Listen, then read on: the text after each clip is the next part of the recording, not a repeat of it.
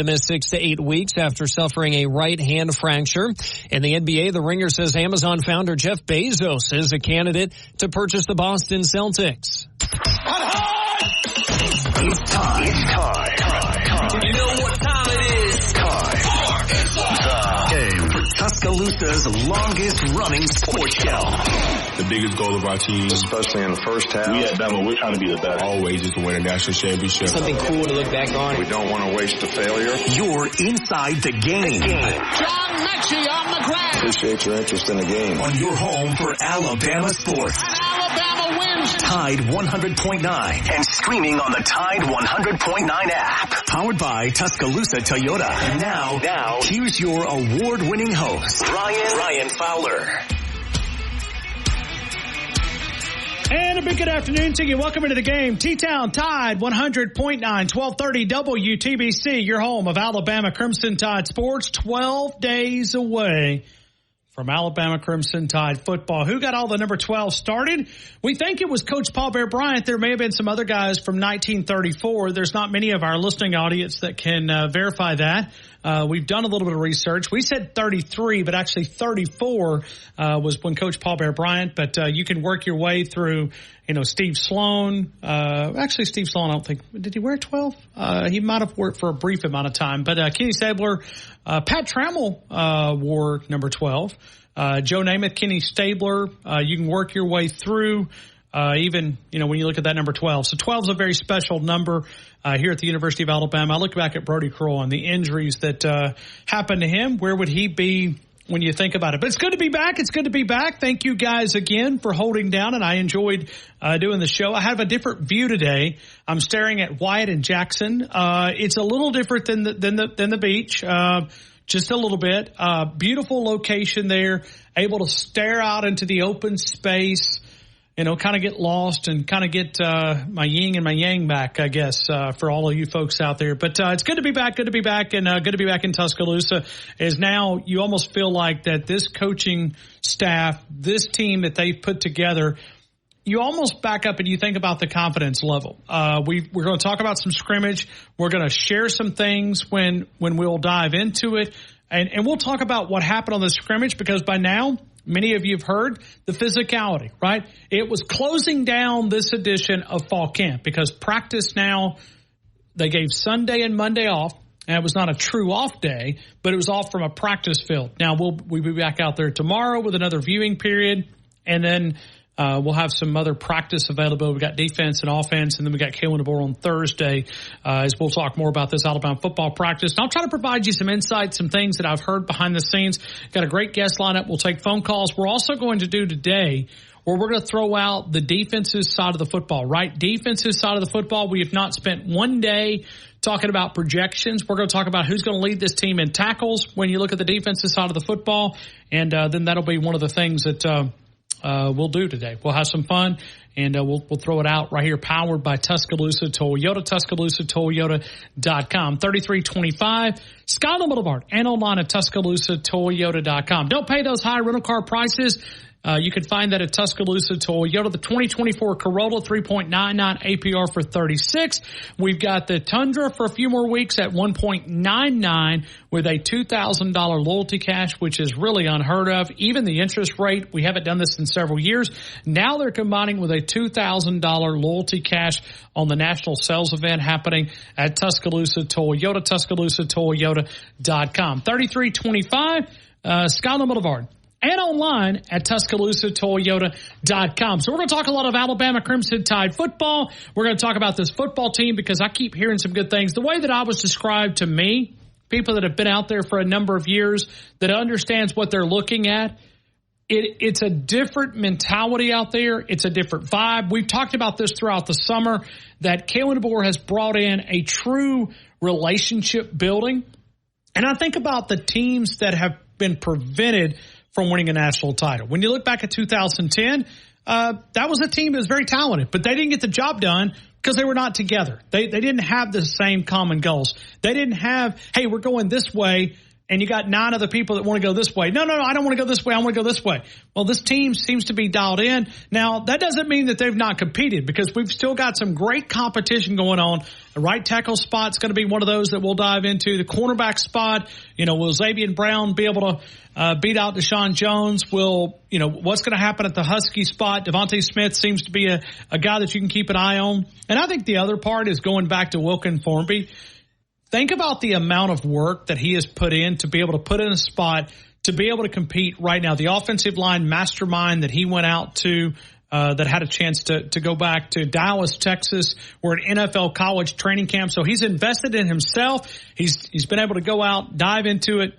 And we're going to talk about that as far as the right tackle spot. We're going to get to this Kalen DeBoer audio coming up here in just a couple of minutes. We're going to go with the opening comments because, as he even describes, this is one of the most physical practices that he had been to since arriving in Tuscaloosa. But I had people that have told me that they watched the entire Saban dynasty, 17-year run, even been out there. I mean, we're talking long time, that the most physical practice that they have seen when you think about it. So that's one of the things that we're going to dive into coming up here in just a couple of minutes. And we start here with Kalen DeBoer opening comments. This is Kalen DeBoer talking about the final scrimmage on the campus of the University of Alabama. All right, good morning. Scrimmage number 2 weeks from today, we're on the field, game day. So days are counting down, and another really productive scrimmage. Different situations from what we probably got into just naturally, not even scripted or being intentional. Just a little bit more red zone inside the 10 work that happened at the end. Really, again, good give and take. I think the defense they did a good job against the run early. Offense hit a couple explosives. Just trying to give you an overall summary. I think, a couple takeaways by the defense, but did a great job of having to make it happen. Tip ball, diving player, great play. So, love that from the defensive side, that when those plays were to be made, they made them. I think offensively, on the, just to flip it, some, pass catches by the receivers, which were extremely competitive with great defense, and coming down with those balls was good to see. And the positioning by the defense was also good to see. So very physical. I thought it was a very physical scrimmage. It is definitely the most physical scrimmage we've had since we've been here, out of the 4 or 5 counting the spring game. And so got through relatively healthy. Some things this week with a couple guys that will hold them probably out for a few practices, but by the end of the week we should, for the most part, be having the guys that we need to be out there practicing, getting ready for week 1 against Western Kentucky. So getting some of the guys back that maybe were dinged up over the last week or 2, slowly but surely. Kept a couple guys out, just if they had to play, they could have. A guy like Jam Miller, I know you guys are well aware, just dinged up a week ago. And so just could have gone today if he needed to. Just not getting too crazy and being smart. So we're getting healthier, I think, even though we got a few guys dinged up today. I know a lot of that he's talking about Jaden Roberts, and there's even an audio clip that we'll get to. We're going to react to that. When you look at who's been the most consistent group, look at the defensive line. I think Kalen DeBoer said that, but I think the people that we've spoken to behind the scenes kind of confirms that as well. When you look at that defensive front, well, that goes hand in hand with one of the weaknesses on this team, right? When you look at the secondary, Nick Saban said in Dallas, Texas, what prevented Alabama from winning the SEC or picked in the SEC title game, then it's all about that secondary. It's all about that secondary, where you may have a defensive line that shows up to play and gives you a little bit of a luxury there. So we're going to talk about that. We're going to talk about who leads this team in tackles. Could it be a linebacker? I don't think it's going to be a defensive lineman. It could be a linebacker, but you got 3 options, right? You can go Deontay Lawson, which is going to be the signal caller. You could go Jahad Campbell, which has had a great camp, and Justin Jefferson. I mean, this is a name that most of us, if you open up the magazines and you flip over the depth chart, who had Justin Jefferson as a guy that was battling for one of those number one spots? Nobody. He's made it so hard that they may have to put him as a guy that plays a lot of different formations. Well, then you look at the safety. We know that the safety is going to be a huge feature part. Keon Sabb, Malachi Moore. Could you go that direction? But the big number, who's going to lead this team in tackles? We're going to dive into that. We'll talk about it. We'll take your phone calls. Trudy Armand coming up in a couple of minutes. And then right to phone calls at 205-342-9904. 205-342-9904. We'll do that coming up here in just a couple of minutes. We're going to have some fun. And we're going to sit back and get ready for college football. 12 days. I mean, it just sounds good. It feels good. It's energizing when you think about 12 days away from Alabama Crimson Tide football. We've talked about, hey, what this team we think they're going to be capable of. And coming up in about 30 minutes, we actually have no more of the let all the naysayers know, let all the doubters know. There's somebody that's really believing in the Crimson Tide. Like this reminds me of 1992. I think his name was Corky Simpson. Is that right? The Tucson Star reporter who picked Alabama in 1992, when everybody else was picking other teams. He stuck with the Alabama. He was an AP voter. We actually put him in the national championship parade. How do I know? Because I was there as a kid. 1992, walking down. You know, we got somebody really, really believing in the Crimson Tide. This guy might be even more known than Corky Simpson was from the Tucson Star or the Tucson Sun or whatever the newspaper was out there, the AP voter that thought that Alabama was going to win the national title. This guy's not there yet, but he's closer than anybody. It's the highest prediction that I've seen for Alabama. He lays out a case why he thinks this Alabama team is going to be one of the final two teams standing. That'll be coming up in about 30 minutes, actually about 20 minutes. We'll talk to Trudy Armand. We're going to recap scrimmages. Once again, we are powered by Tuscaloosa Toyota. 12 days away. Brought to you by Alabama Credit Union, alabamacu.com. Checking, savings, mortgage, home equity loan, financing a vehicle. Alabama Credit Union reminding us to remind you 12 days away. So buckle up. Going to have some fun this afternoon. Jackson Wyatt across the glass. We'll continue with more. Trudy Armand talks about scrimmage and Alabama Crimson Tide football and one reason that involves Alabama basketball that our good friend Trudy Armand is going to be super excited. We'll do that coming up next. T-Town Tide 100.9, 1230 WTBC, your home of Alabama Crimson Tide Sports.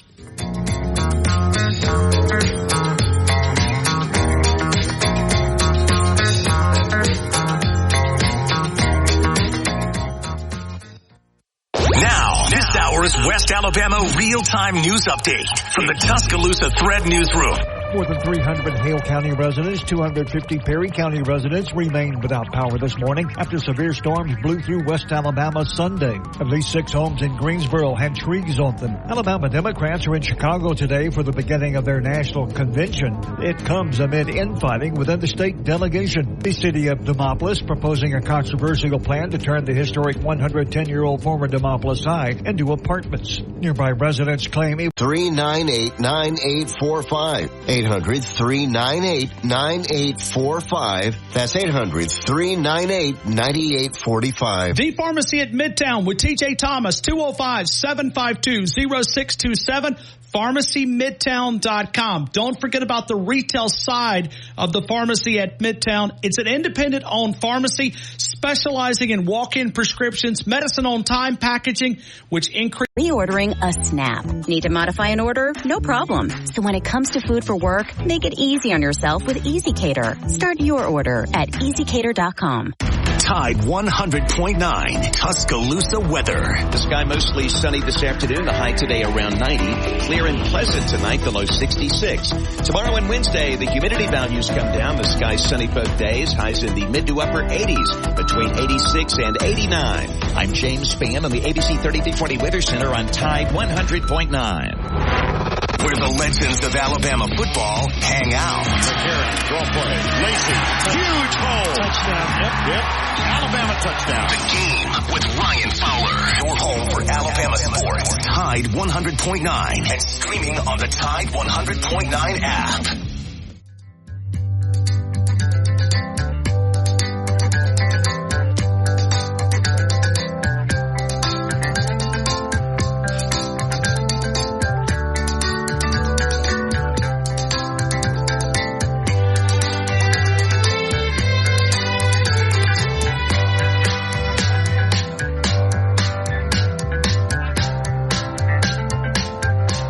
you right back into the game here in Tuscaloosa. Tide 100.9, 1230 WTBC. We're going to take your phone calls right here on the game. We're going to have some fun, and we'll do tackles around the University of Alabama today. Who's going to lead this team in tackles? And then coming up in about 15 minutes, we got some big projections because it seems like now there is more believers than what we had in the month of June, May, June, July. I don't hear too many 8-4 predictions. Not many out here today, okay? It seems like we have a lot of crawfishing going on. Just a little bit based on there. I did see some crawfish down at the beach. I saw some crabs, right? Crabs kind of do the same thing. As they go back in the water, they come up, get a little snack, and then they're kind of right back in the water. I did see that one down at the beach, but we could use crawfishing. But we've ordered an 18-wheeler, 2 of them, full of absolute frozen crow. We appreciate Mark Smark over in downtown Northport for being our host. And we're going to serve that throughout the week, throughout the season, because we remember some folks out there that were big doubters. Let's talk about it right now with Drew DeArmond, 97.7 The Zone up in Huntsville, the only sports station in the Rocket City. Drew DeArmond, how are you, my friend? Welcome into the game in Tuscaloosa. I'm doing good, Ryan. How are you? I'm good, man. I saw this email today coming in from Stephen Gonzalez at the University of Alabama Media Relations Department, and Alabama men's basketball facing Memphis in Huntsville for a charity basketball game, an exhibition game. I know you got to be excited to see that on October the 28th. Yeah, no doubt. I'm pumped. We started hearing at the end of last week they were going to announce something coming up Monday at 1:30. I just left the press conference. It was a brief press conference put on by the Huntsville Sports Commission and Mayor Tommy Battle and a lot of the fine folks at Huntsville Hospital, and they're really excited about it. It's a big time exhibition game. Coach Oates always plays tough people for his exhibitions, and a lot of times in the last few years those have been closed, but they have a new rule this year where you can, within your state, you can play a couple of charity exhibition games, and we felt like Huntsville would be a natural fit for Alabama basketball, and it's been very fertile for them. They've recruited well up here in the Rocket City, and certainly Nate Oates, this will be his first trip to the Rocket City since his inaugural season in 2019 when they came over here and they beat, Belmont, and beat the Belmont Bruins and in front of a sellout crowd.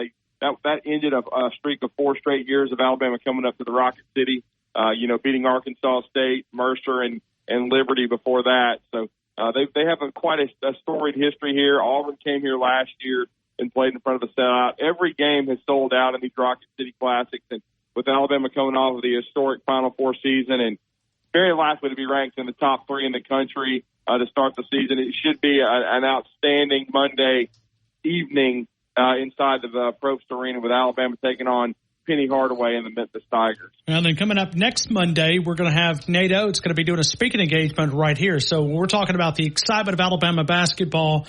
Drew, no doubt the Final Four was the launching pad, but it was even when Nate Oates arrived, and you could see that they was building something special. The conversation, basketball's never really been that big of a conversation here. In previous, right? Never in the month of the summer, right? June, July, May. Well, Nate Oates has been able to do that. He has cultivated this basketball program where it is a conversation. People want to call in and talk about it. People want to engage with this Alabama basketball, and who knows? I mean, we could be on the verge of a very special season. Oh, yeah, no doubt. I mean, he's totally changed the narrative of Alabama basketball. It's always been a very solid program historically. CM Newton got it rolling in the 70s. Wentz Anderson kind of took that baton. Then, they went through a few years of mediocrity. Mark Godfrey certainly got them back to the tournament, had a good 5-6 year run, but then there was more mediocrity that followed. But he has taken it to another level. He has gotten it to the point where they consistently recruit in the top 10 in the country. They bring one 5-star after another on campus. They've started that pipeline once again that CM Newton and Wentz Anderson had going so strongly, which is, of course, in-state talent and also, NBA talent, turning out guys to the National Basketball Association. There's people in the NBA that refer to Alabama as kind of the 31st NBA team.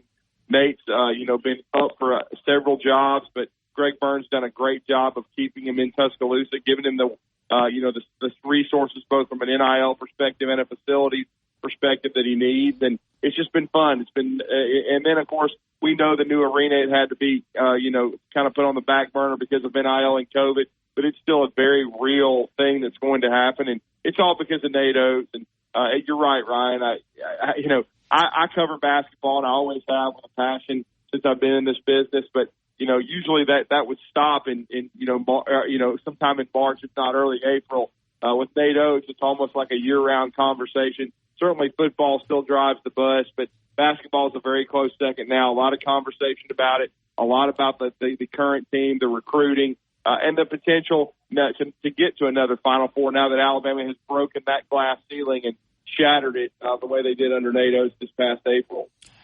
Let's go to and this may be a generic question, but all of us kind of work our sources behind the scenes. When you look at this Alabama scrimmage number 2, the final scrimmage, give me your big takeaway from what you've heard behind the scenes. Well, just physicality. It was described by one friend of mine as brutal, and violent. And I thought that was good to see because, again, I think the offense won the scrimmage and scrimmage won. I think defensively, I think if you had to say someone won the scrimmage and scrimmage 2, it would be the defense. I think the run defense was very good. Now, part of that was, Jam Miller did not participate, was held out as a precaution. Not a big workload for Justice Haynes. They know who they have there. Richard Young had his scrimmage 1, so they gave him a lot of reps in this scrimmage. He did a nice job. The rushing yards were tough to come by, but that's because the defensive line, Jaheim Otis, and those guys played really tough, good football. You already heard about the secondary and the way they were hitting, and the way that, Kalen DeBoer talked about how the corners were sticking to the receivers. It just sounded like it was a statement by this defense of aggression and physicality. And I think that's what it's going to take. A lot of people I heard as I was coming on the show, talking about when Nick Saban first retired, people were thinking, well, it's going to be mediocrity. It's going to be 8-4. Are they going to be as physical? Are they going to be as good on defense? Well, we're going to see that starting on August 31st. But the returns from the scrimmages, the give and the take, offensively and defensively, are very encouraging. And then the bounce back by the special teams and the kickers and punters for the second fall scrimmage, especially the kicking situation, because Graham Nicholson is a guy that has kind of struggled in scrimmage 1, but from what I understand, he did much better in scrimmage 2, and that's a really good sign. Much better. I don't even think he missed one.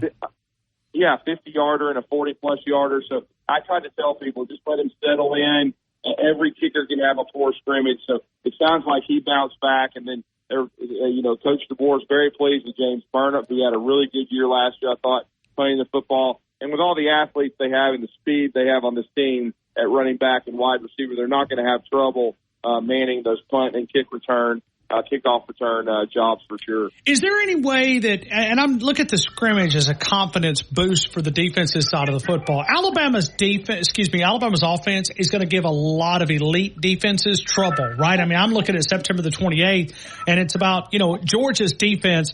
But I'm sitting there looking at Alabama's offense because there's so many different ways that Alabama can beat you.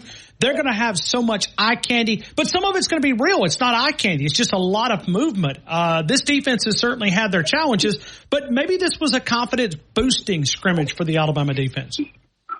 Well, I think so. And it's just guys settling into roles. You've got a very young secondary. I mean, I think the two biggest stories still are right tackle in that corner spot opposite of Jackson. I think when you look at it, I think Deshaun Jones, the transfer from Wake Forest, is definitely still competing hard, but it's going to be hard to hold off Xavier Brown. I know he's had kind of a hand injury and had a cast on it, but I think he's continued to compete hard. Hasn't missed any time. He's a tough kid.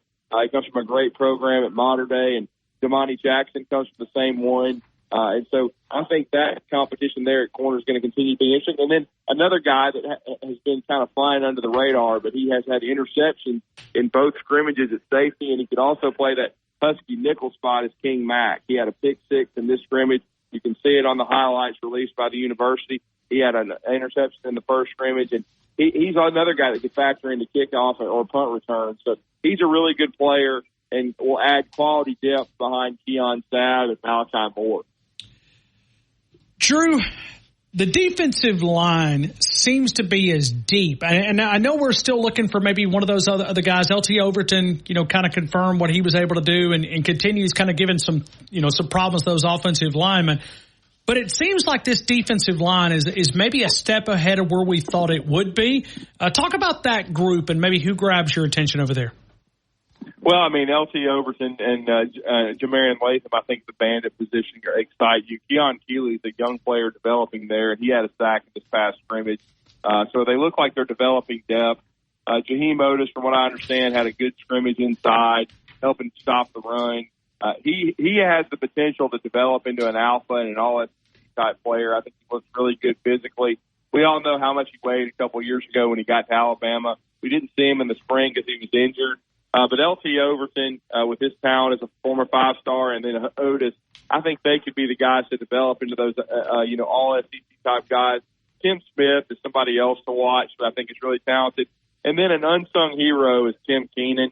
He doesn't, he's not the tallest guy.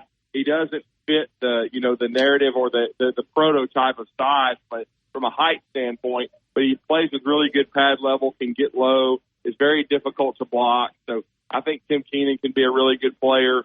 And I think they've got some Jordan Renaud, some young guys too, even an Edric Hill. Edric Hill played a very physical scrimmage from what I hear, and he and Elijah Pritchett were really battling. So I think they've battling in more ways than just on the field. How about that? Yeah, exactly. Maybe they could have sold a WWE ticket or two, but still, well, there is a new WWE belt, is there not? At least I saw that going across the screen. Yeah. There are some of those college. Maybe they were competing for that. Maybe that's what it was. Well, I mean, I call that effort and passion, though. Sure, absolutely. That doesn't bother me. No, me neither. Because I've been out there. Many of these teams fight like cats and dogs, and this one certainly has had their scraps. Yeah, they have. But I just think overall they do have some depth there on the defensive line, and I think they've got a chance to at least be too deep of good players. No question about it. And, I'm anxious to see that unit play because they're going to set the tone. And then the linebacker core, I think Deontay Lawson's the alpha leader of the group, but Jihad Campbell has made a lot of progress. And let's not forget Justin Jefferson. It'll allow Jihad to potentially be a rusher off the edge on third downs. Jefferson can really run. He's a guy that I think he can run under a 4.4 from what I understand. He's kind of a smaller guy, but he's a lightning rod. And junior college players a lot of times take a full year sometimes to get acclimated. So I think they've got three really good players there. They've got some others that are developing at the inside backer spot, like a Jeremiah Alexander. And then outside, Quandarius Robinson has stayed, like Chris Braswell. He's waited his turn. We'll see what kind of success he has this year, Keanu Coote. But the guy that kind of raised my eyebrows that I heard had a sack and really seems to be getting more and more comfortable is redshirt freshman Quay Russaw from Montgomery. He's a freak athlete. He'll be number 4 in your program on defense. And he's somebody that I think as the season comes along could really come into his own. Drew, a couple of weeks ago, Kalen DeBoer kind of jokingly said, Jamarcus Shepard, that's his problem to fix, right? Because of so much depth at wide receiver. Drew, there was a new name out of the scrimmage. And I say a new name, a new guy that really grabbed a lot of attention. Talk to me about the wide receiver side of things when you look at over there, because it does seem to be that's a pretty deep unit. Yeah, it is. I think now they could even go as many as 8 deep, but that's without Jalen Hill, who would definitely have been up there in the rotation without that lower leg to knee injury that he had in the spring. I mean, the story of the first scrimmage to me was Cole Adams, and Cole, has moved his way up in the depth chart and really is in that top 4. At least that's what I was hearing going into the scrimmage. And then he made 2 tough catches, took a couple of big shots, but he's a tough kid, maybe a quicker, faster version of a solid guy like Slade Bolden, who had a good career at Alabama and played the slot a lot. And then that, and of course, we've heard about Ryan Williams since he signed with Alabama, since he started coming around in the spring, and even since he enrolled officially in June. He continues to make plays. And, Jeremy Bernard and Kobe Prentice, they're steady as she goes in that top 3. But Kendrick Law, he's in that top 4 to 5, battling with Cole Adams. And, but a couple of guys that I really like that are coming on. One made a big-time diving catch. You can see it in the highlights of Tyson. That's Emmanuel Henderson. And then the new guy that's trying to work his way up is Rico Scott. He did a nice job had a touchdown catch early from Jalen Milroe where he took a shot from Devontae Smith in the end zone, and then had another touchdown catch later in the scrimmage. So, Rico Scott from Pennsylvania is another one that's working his way up. And I just think overall, you made a good point about the wide receiver room. I think it's being undervalued, and I think it's going to be deep. And I think Kalen DeBoer, Nick Saban was known maybe to play 5, maybe 6 receivers max. I think he's going to play more guys, and we're going to see a lot of different roles for people and a lot of guys touching the football, and I think it's going to be a fun team to watch offensively.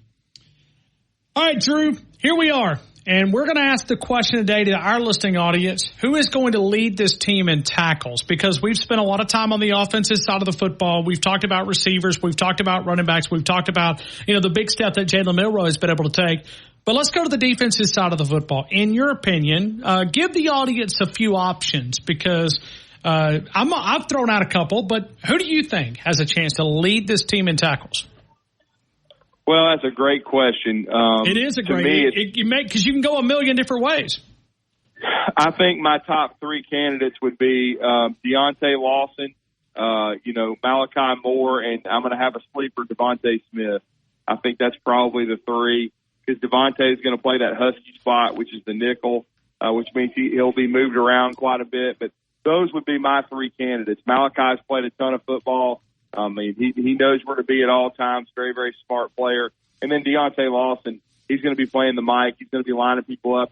He'll probably be my pick to have the communicator in his helmet. And when he's healthy, he can fly around and make plays. So those would be my top 3 candidates to lead Alabama in tackle. I think that's some pretty good options. And I wonder how long it'll take Caleb Downs to regret transferring. Because when he sees the way that he would be featured in this defensive side of the football, he may be kicking himself. Well, he might be, and in a lot of ways, I hope Alabama meets Ohio State in the playoff, and then I hope we see a game plan where, like when Kevin Norwood went after the Honey Badger, and you just go at him the whole game and see how good he really is. Yeah. Could be. I mean, that's something that you kind of think about. I was looking at Brett McMurphy. Not sure if you saw this, but he's got Alabama at the number 2 spot. He's got Alabama at the number 2 spot. It's the highest I've seen so far as the bowl projections. And he actually has them as a bye week, but he has them matched up against Ohio State and someone else in that second round. So it'd be kind of fun. It'd be kind of fun to see. And, I don't think you'd have to worry about motivation, this football team. No doubt. Not at all. Drew DeArmond, 97.7 The Zone. Hey, Drew, continue the great work up there in the Rocket City. I know we have a lot of crossovers. A lot of people listen to you guys up there. A lot of people listen to us here in Tuscaloosa. Talking ball every morning from 7 until 9 with you and Scott Tyson. Drew, I appreciate you, man, so much, man. We'll talk to you next week. Absolutely, man. Looking forward to it. It's less than 2 weeks till we're inside Bryant-Denny Stadium. Can't wait to watch this team work and gonna get a chance to hear Tyler Watt speak tonight. So he's taking over as the Cuddle analyst for football. So looking forward to that too. Football is definitely in the air, and always enjoy being on the show. Drew, where is that for those people listening up in North Alabama? Is that an open speaking engagement, or is that just a Red Elephant Club? What is that? That's a Red Elephant Club speaking thing. It'll be out at the Jackson Center, and then tomorrow there will be a free one though out at Greenbrier Barbecue. Ryan Tanone, Alabama assistant basketball coach, is going to be the featured speaker and talk about this basketball team that will be in my Rocket City on October the 28th against Memphis, and who that we hope can return to the Final Four and maybe potentially win a national championship. And it's good to see some of these Kentucky fans on edge that really are having trouble with Alabama fans being able to talk smack, considering they haven't been to the Final Four in a decade. Drew getting his shots in. Hey, Drew, appreciate you, man. Have a great rest of your day.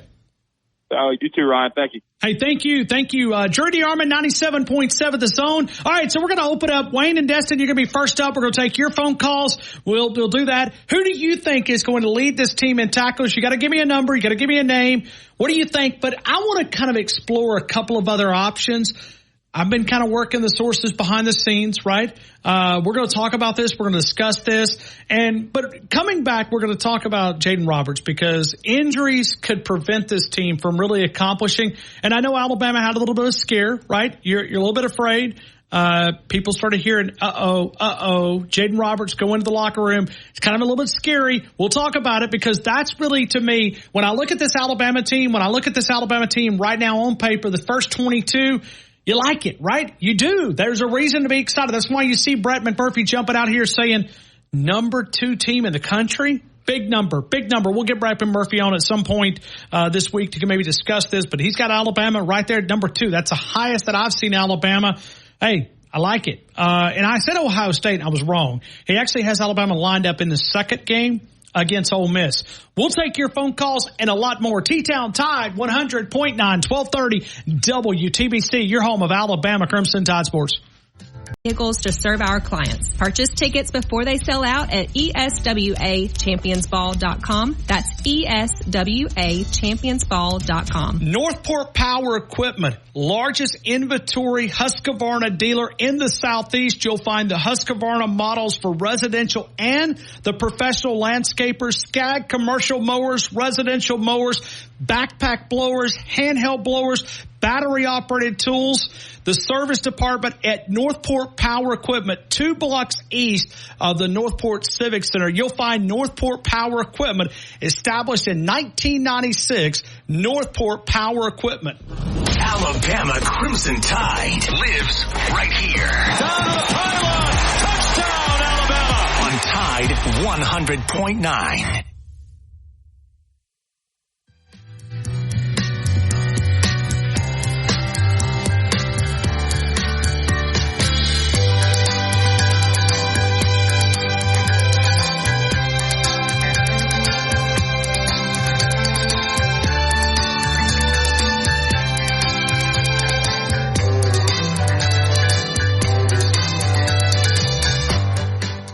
Caught in a little bit of a trap. Alabama not on the practice field this afternoon. They'll be back tomorrow, getting a couple of days off, a big weekend on the scrimmage side of things. Looking back at Brett McMurphy's predictions, also I'm seeing Brian Fremeau out here with a big prediction. He's got Alabama number 4 on the model side of things. When you look at some of these projections, he's combining Bill Conley, which I know you guys are familiar with because we feature Bill quite a bit. But looking at this team, he's got Alabama number 4. But going back to Brett McMurphy, Brett's got them as high as anybody I've seen. And we're going to get him on to kind of talk about that. ActionNetwork.com. Alabama at that number 2 spot. Hey, he looks at it and says, hey, I believe in this Alabama football team. He's got him at number 2. Don't know exactly. When I look at Alabama, could they win a national title? Absolutely, they could win a national title, right? I mean, I do think that this team has what it takes to win a national title, but they're going to have to navigate these injuries. That's the one area that I look at and say, what could prevent Alabama from hoisting up a trophy? What can keep Alabama from winning the SEC title? Matter of fact, Brett McMurphy's got Alabama winning the SEC title and playing pretty deep in the playoffs. So he's got him at number 2.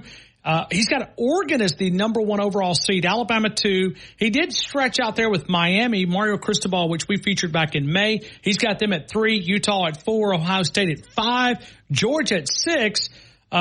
Digger, we're looking for your team. How do you spell Texas again? Looking Ole Miss at 7, LSU at 8, Penn State at 9, Virginia Tech at 10, Iowa, Texas State as the mid-major in from the group of 5. So he's got the Sun Belt winner. Texas State would be in there because that's going to be something new, right? Everybody gets a seat at the table. A little bit of a socialism aspect of college football. Did you earn a spot? Well, we don't want to tell you no, so we're going to give you a spot in. Can you imagine the game when you think about, I guess it'd be a 5 against a 12. So could you imagine Ohio State and Texas State? How many people is going to watch that in the college football playoffs? Not many.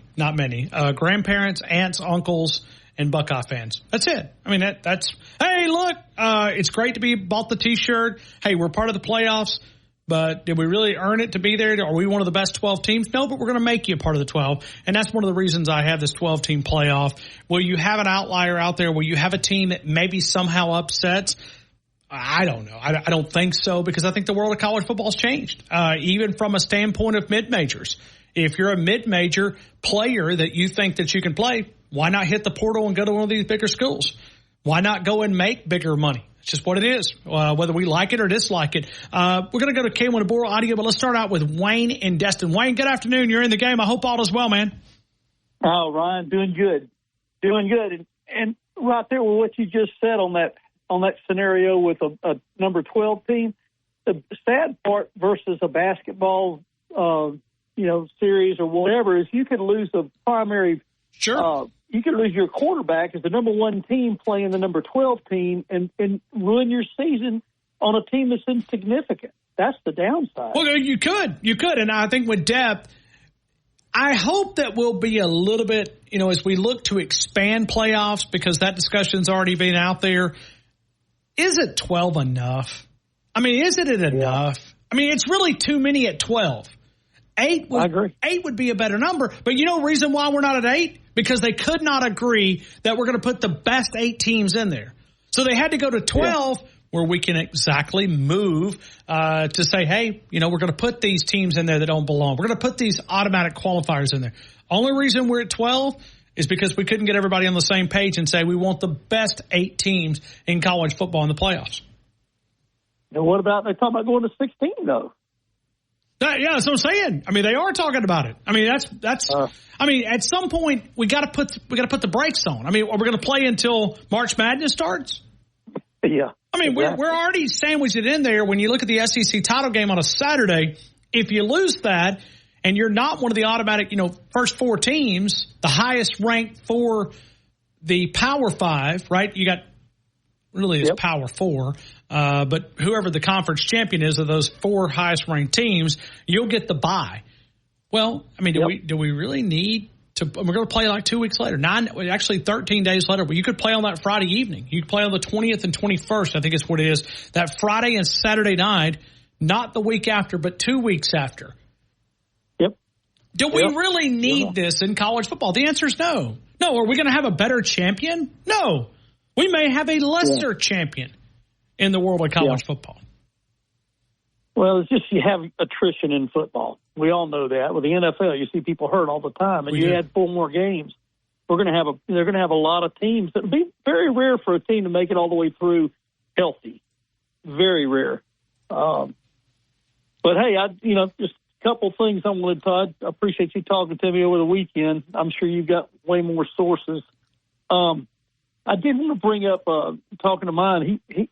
He did talk about Jalen throwing the football, and he was very accurate over the mid-range passes. Remember, we were worried about that last year. We were, and he's had a big camp. He's had a really, really good spring, but he's even backed it up with even a bigger camp. Because, there was some buzz, not from this show, but from some others that said, do they have some questions around Jalen Milroe?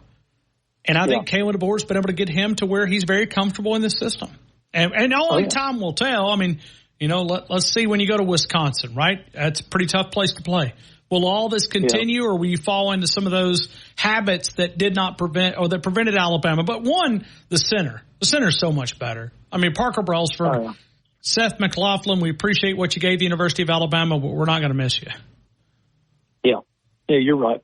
So is Mbakwe, what is Mbakwe? Is he playing safety, or what position is he playing? Yeah, so he's all over the field. That is a name. Well, and so a lot of that is, when you look at Jalen Mbakwe, probably the name that I heard coming out of the last 2 scrimmages more than Xavier Brown, because the early part of camp, it was all about Xavier Brown. Could he fill the opposite role of Damani Jackson from USC?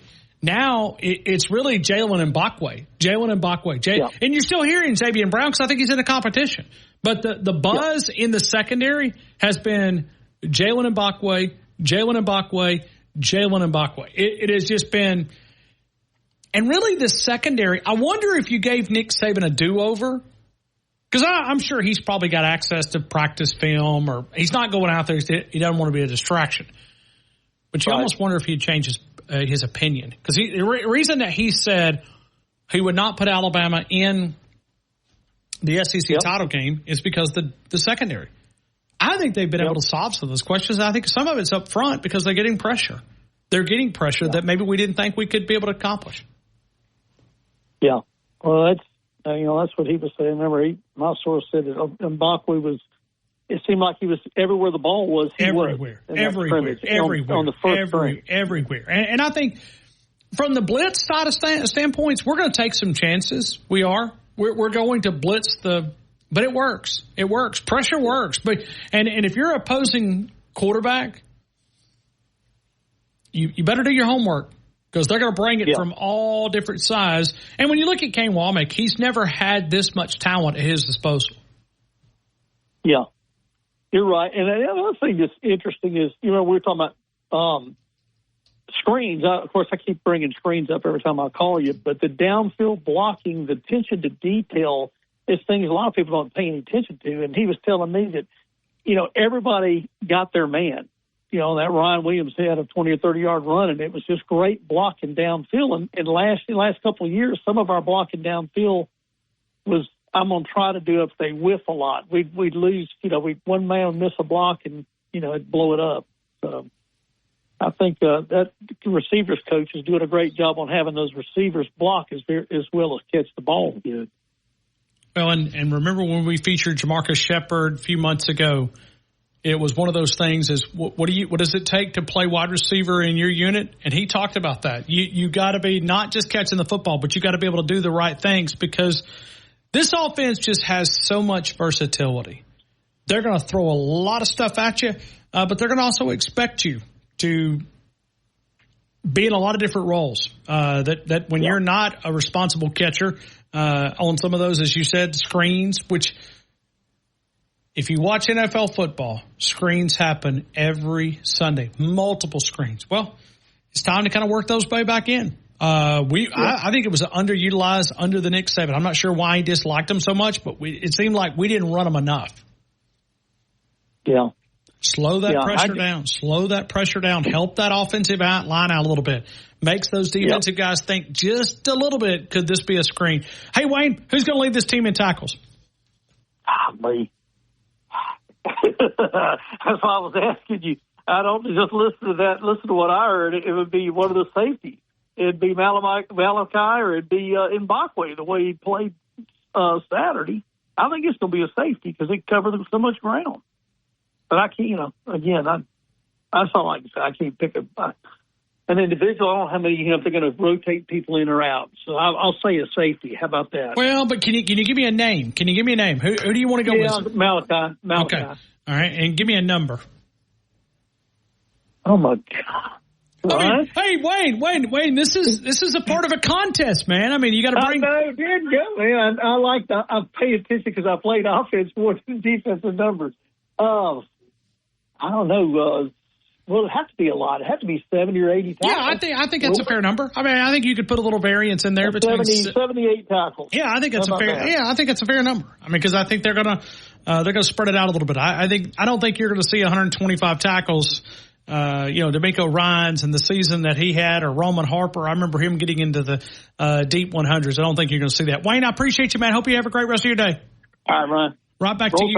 Wayne and Destin, we appreciate that. We'll continue with more phone calls. T-Town Tide 100.9, 1230 WTBC, your home of Alabama Crimson Tide Sports. Changes within just a couple of days. Text support to 511-511. These statements have not been evaluated by the FDA. This product is not intended to diagnose, treat, cure, or prevent any disease. Tax fees may apply. MedCenterUrgentCare.com. We expect the unexpected. Locations in Tuscaloosa, Northport, North River, right there off Rice Mine Road, Fayette, Demopolis, Hoover. The great doctors, urgent care, family medicine, injuries, occupational health, sports physicals.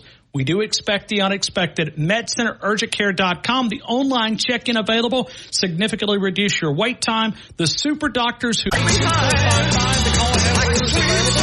you're looking for a Nick's Q sandwich, the number one sandwich across the franchise. If you're thinking about the French dip sandwich, that's a great option. The pimento cheese, the chicken salad, the great salads like the ultimate, the favorite, the California-style pizzas.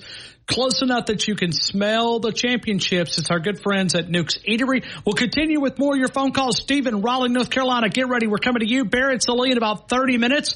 I'm still looking at this Brett McMurphy prediction. We're also doing defensive tackles. Who's going to lead this team in defensive tackles?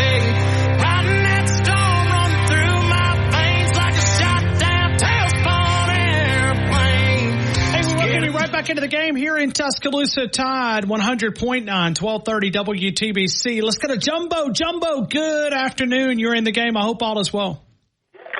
I'm great. How are you? Man, I'm great. I hope you are as well. Yeah. Did you have a nice weekend down the beach? You have a safe trip back? I had a great week. This is not Jumbo. This is Tommy. So that's right.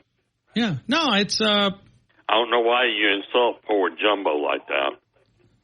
Well, I don't know. You're gonna have problems now. I mean, he's gonna make a pretzel out of you. We figured you were having an identity crisis. Well, I always do, but don't pick somebody who can whoop me and you both at the same time. Pick somebody smaller if I'm gonna have an identity crisis. Don't give me. Now you have confused me.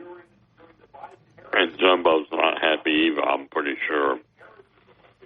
What are you going to do to solve the problem, Ryan Fowler? Well, I don't know. I mean, I just want to go back. I mean, have you calmed down? Have you got your tickets? Because we're concerned with you. No, I haven't got my ticket because I asked the 15 question. He's sitting there like, Wednesday morning. He's going to make a phone call. Okay. They said, we'll have them by Tuesday. Well, it's Monday. I'm pretty sure it didn't get out till today, so. I was going to tell you to track it. Can you track it? No? No, they didn't give us a tracking number, no. The guy said, I'm going to print them up right now. I'm going to get on the phone. I'm going to get them out Friday afternoon, which that means it probably not going to get out to Monday. And that's today, So have you given them an ultimatum? Well, yeah, he's coming to pay a visit with them Wednesday. He's going to call them, and he told them if they're not here by Tuesday afternoon by 6 o'clock, I'm calling you on Wednesday morning. I'm coming out there, and you're going to print my tickets. Or you better sure and show me where the heck they are in the United States Postal Service or UPS or FedEx. This is ridiculous. Oh, yeah, we come down. Now, tell me, the alternative here is very simple, right? Oh, tell me the alternative. I'm waiting for this great answer. Yeah, the alternative is you arrive in 2024. You get a smartphone, Tommy. Yeah. Okay. My brother had one, and the thing is locked up over 80% of the time. The fire department paid for it. No, I'm being dead serious, man. Oh, I got some great news yesterday. Saturday. But, you're missing them got internet. And guess what? They still 3.5 miles away from us. Progress is coming, Ron. Well, you said Grandma Ivy's going to help you guys out, so it sounds like I get J-Rob to knock on the door. They neighbors down there, but he won't do it. I don't have no friends. I just hear noise. People with power can't get things done. Who got the mic? Who got the radio? Who got the people by the radio, by the earplugs? Listen to them every day. Well, they're listening. They're listening, Tommy. They don't care. Well, no, you keep just make sure that you put these guys on notice, man. You put these guys. You probably got the ticket office and alarms over there. They probably got University Police Department. They probably got more security at the ticket office this week than they do at the DNC. They probably do. Yeah, it looks like they're going to burn that town down. That's what it looks like to me. But I'll send my brother Wednesday, and I'll put him in a Palestinian flag, and they can't touch him. Oh. That's how you do that? What? That's how you do that? I don't know. Okay. Well, he'll be wearing it, not me, so if he don't come back, hey, I become my only child. Tommy, let's go to tackles, man. Where you want to go? I want to go with Mr. Jefferson. Justin Jefferson, that's a new name. Coming into this camp, we didn't know a lot about Justin Jefferson. We do now. Yeah, I hear he's really having a great spring and a great fall, a great camp. And they're really high on him, what I've heard. Okay. I expect some good things. He's going to be a surprise. What number? I'm going to say, go ahead. No, what number? Yeah, what are you thinking? 114. Got it, man. Yeah. 114, that's a big number. Well, we play more than 13 games. See, that's the other part, is we play more than, and this is all of them. So if you play the national championship, if you think Alabama's going to win the national title, then 17 games, 16 games, here we go. That's 9 tackles a game, and our linebacker is going to be flying over the field. What I'm getting pressure from everybody who's been out there and from these other shows on your wonderful station, the Alabama defense is going to be flying. They're going to give up some plays. They're going to give up some plays because they're going to bring the heat. But they're also going to make a lot more plays too. They're going to be attacking. That's what I want. I want an attacking defense. I want an attacking offense. I want a football team that attack. Yeah, go on the offense. When you go on the defense, go to shut the other offense down. That is complete football. And that's what we want. And that's what we expect at Alabama. So. Here we go. Thanks, Tommy. Roll Tide, man. Train your new interns. I'm not Jumbo. Okay. And they we're going to fix that. We're going to fix that. But yeah, but I mean, when y'all get made pretzel, I'm warning you. Better be on your mat. I mean, do you not want to be a Jumbo, Tommy? Well, no, because there's only one Jumbo. I don't want to get in his face. You know, he might throw you in the ring and do a it's just body like slam. Jesse Water. It's Jesse World, Water World. Well, this is Jumbo domain. I don't want to get in his domain. So, do you watch Jesse Waters? Yes. Okay. I mean, that tells me what channel you're watching. CNN? Yes. CNN and the other one, ABC Tonight, or whatever that WNBC something. MSDNC. There you go. Yeah, that's a good one. MSDNC. I like that one, Jackson. The two boneheads, and one said he went to the University of Alabama. Well, I drink coffee. You know, I hate to tell you this online. I used to know him when he went to school. Oh, Joe Scarborough? You knew him? Okay. Yeah. Do you have any stories? Do you have any stories? I mean, you got anything that... He wasn't the person he is now. Ooh. So you mean he might be bought and paid for by the deep state? Is that what you're saying, Tommy?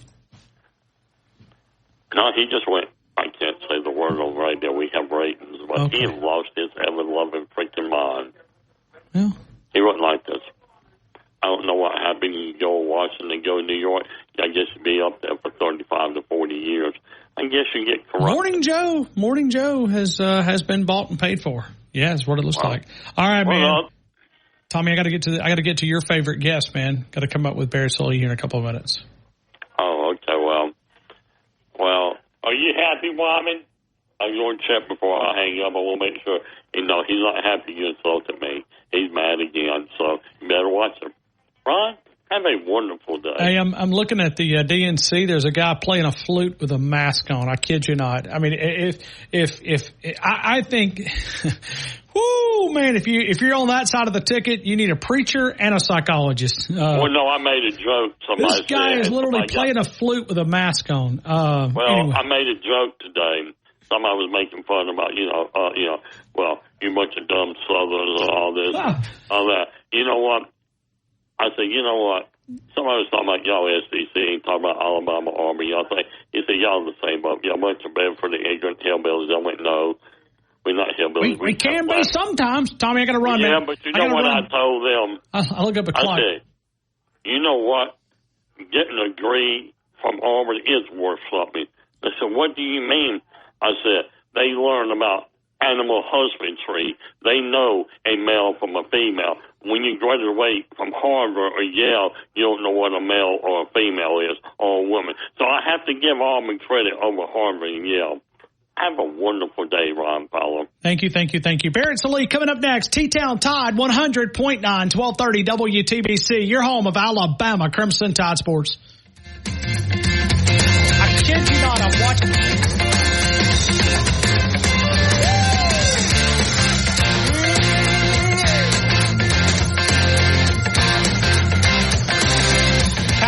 and Gourmet Baskets in downtown Tuscaloosa, 1010 Queen City Avenue. For over 60 years, they've been serving our community. They specialize in a large inventory of fresh flowers, weddings, gourmet fruit baskets. If you're trying to lift someone's spirits, it is Pat's Florist Gourmet Baskets by calling 205-345-5093. Delivery options are available, but it's more than just flowers at Pat's Florist and Gourmet Baskets, 1010 Queen City Avenue. And shop AI-ready PCs powered by Snapdragon X Series processors at Dell.com/deals. That's Dell.com/deals. Big Mike's downtown Moundville, only about 15 minutes from where I'm located. Also in Gunnersville, Alabama, Thomasville, Andalusia, Auburn, Alabama, Orange Beach. You'll find one of the best steaks in the state of Alabama, voted by the Alabama Cattlemen's Association and many other great publications recognizing the great ribeye, the seafood entrees. You'll find those, the great service. It is whammy, basically double or nothing. You earn, we match. Discover Cashback Match. See terms at discover.com/credit card. The longest running sports show in Tuscaloosa. The Game with Ryan Fowler on your home for Alabama sports. Tide 100.9 and streaming on the Tide 100.9 app.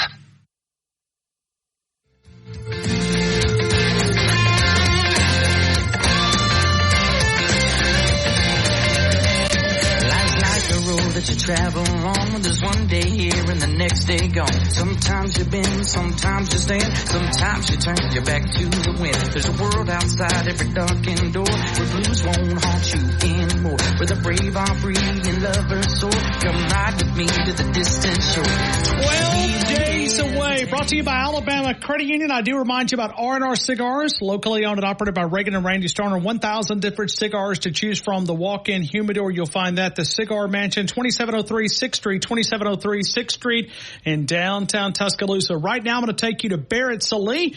You'll find him on Smothered and Covered. You'll find him on Outkick. He's currently in Chicago with the DNC. Hopefully, we'll be able to hear him. Barrett, I hope all is well. Welcome into the game in Tuscaloosa. Can promise you I'm not there. What's going on, Ryan? I'm good.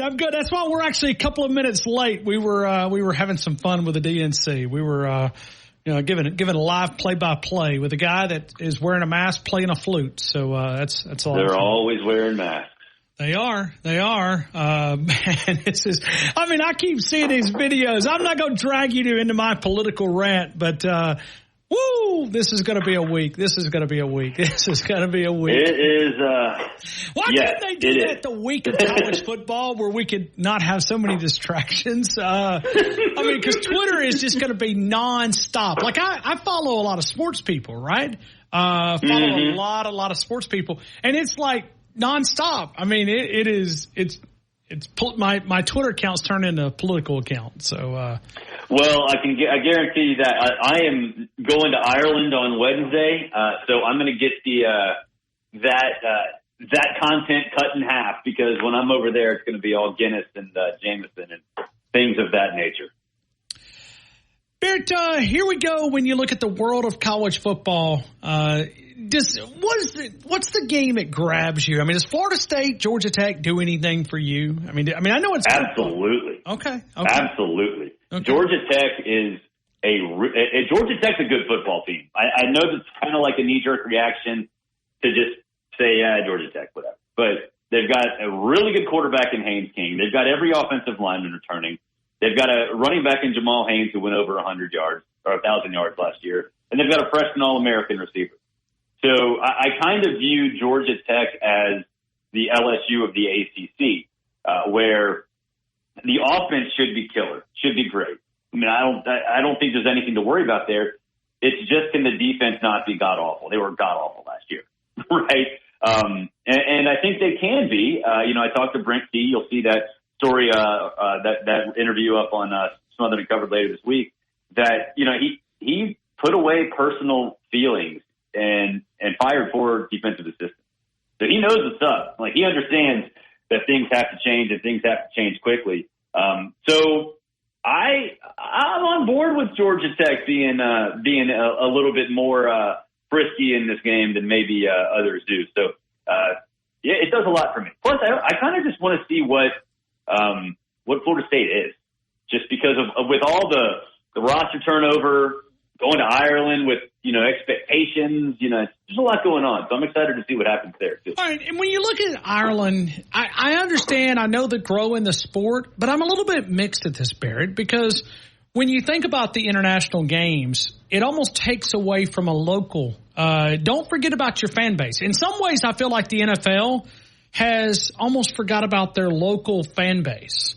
They no doubt make it a priority, but we're trying to grow the sport. Is this really good for the game of college football? I would generally say no. I think this game, no, because it's a conference game. Like, it actually matters a lot. Sure. So I don't like that this is a conference game. Last year, Notre Dame and, was it Army or Navy? Whichever one it was.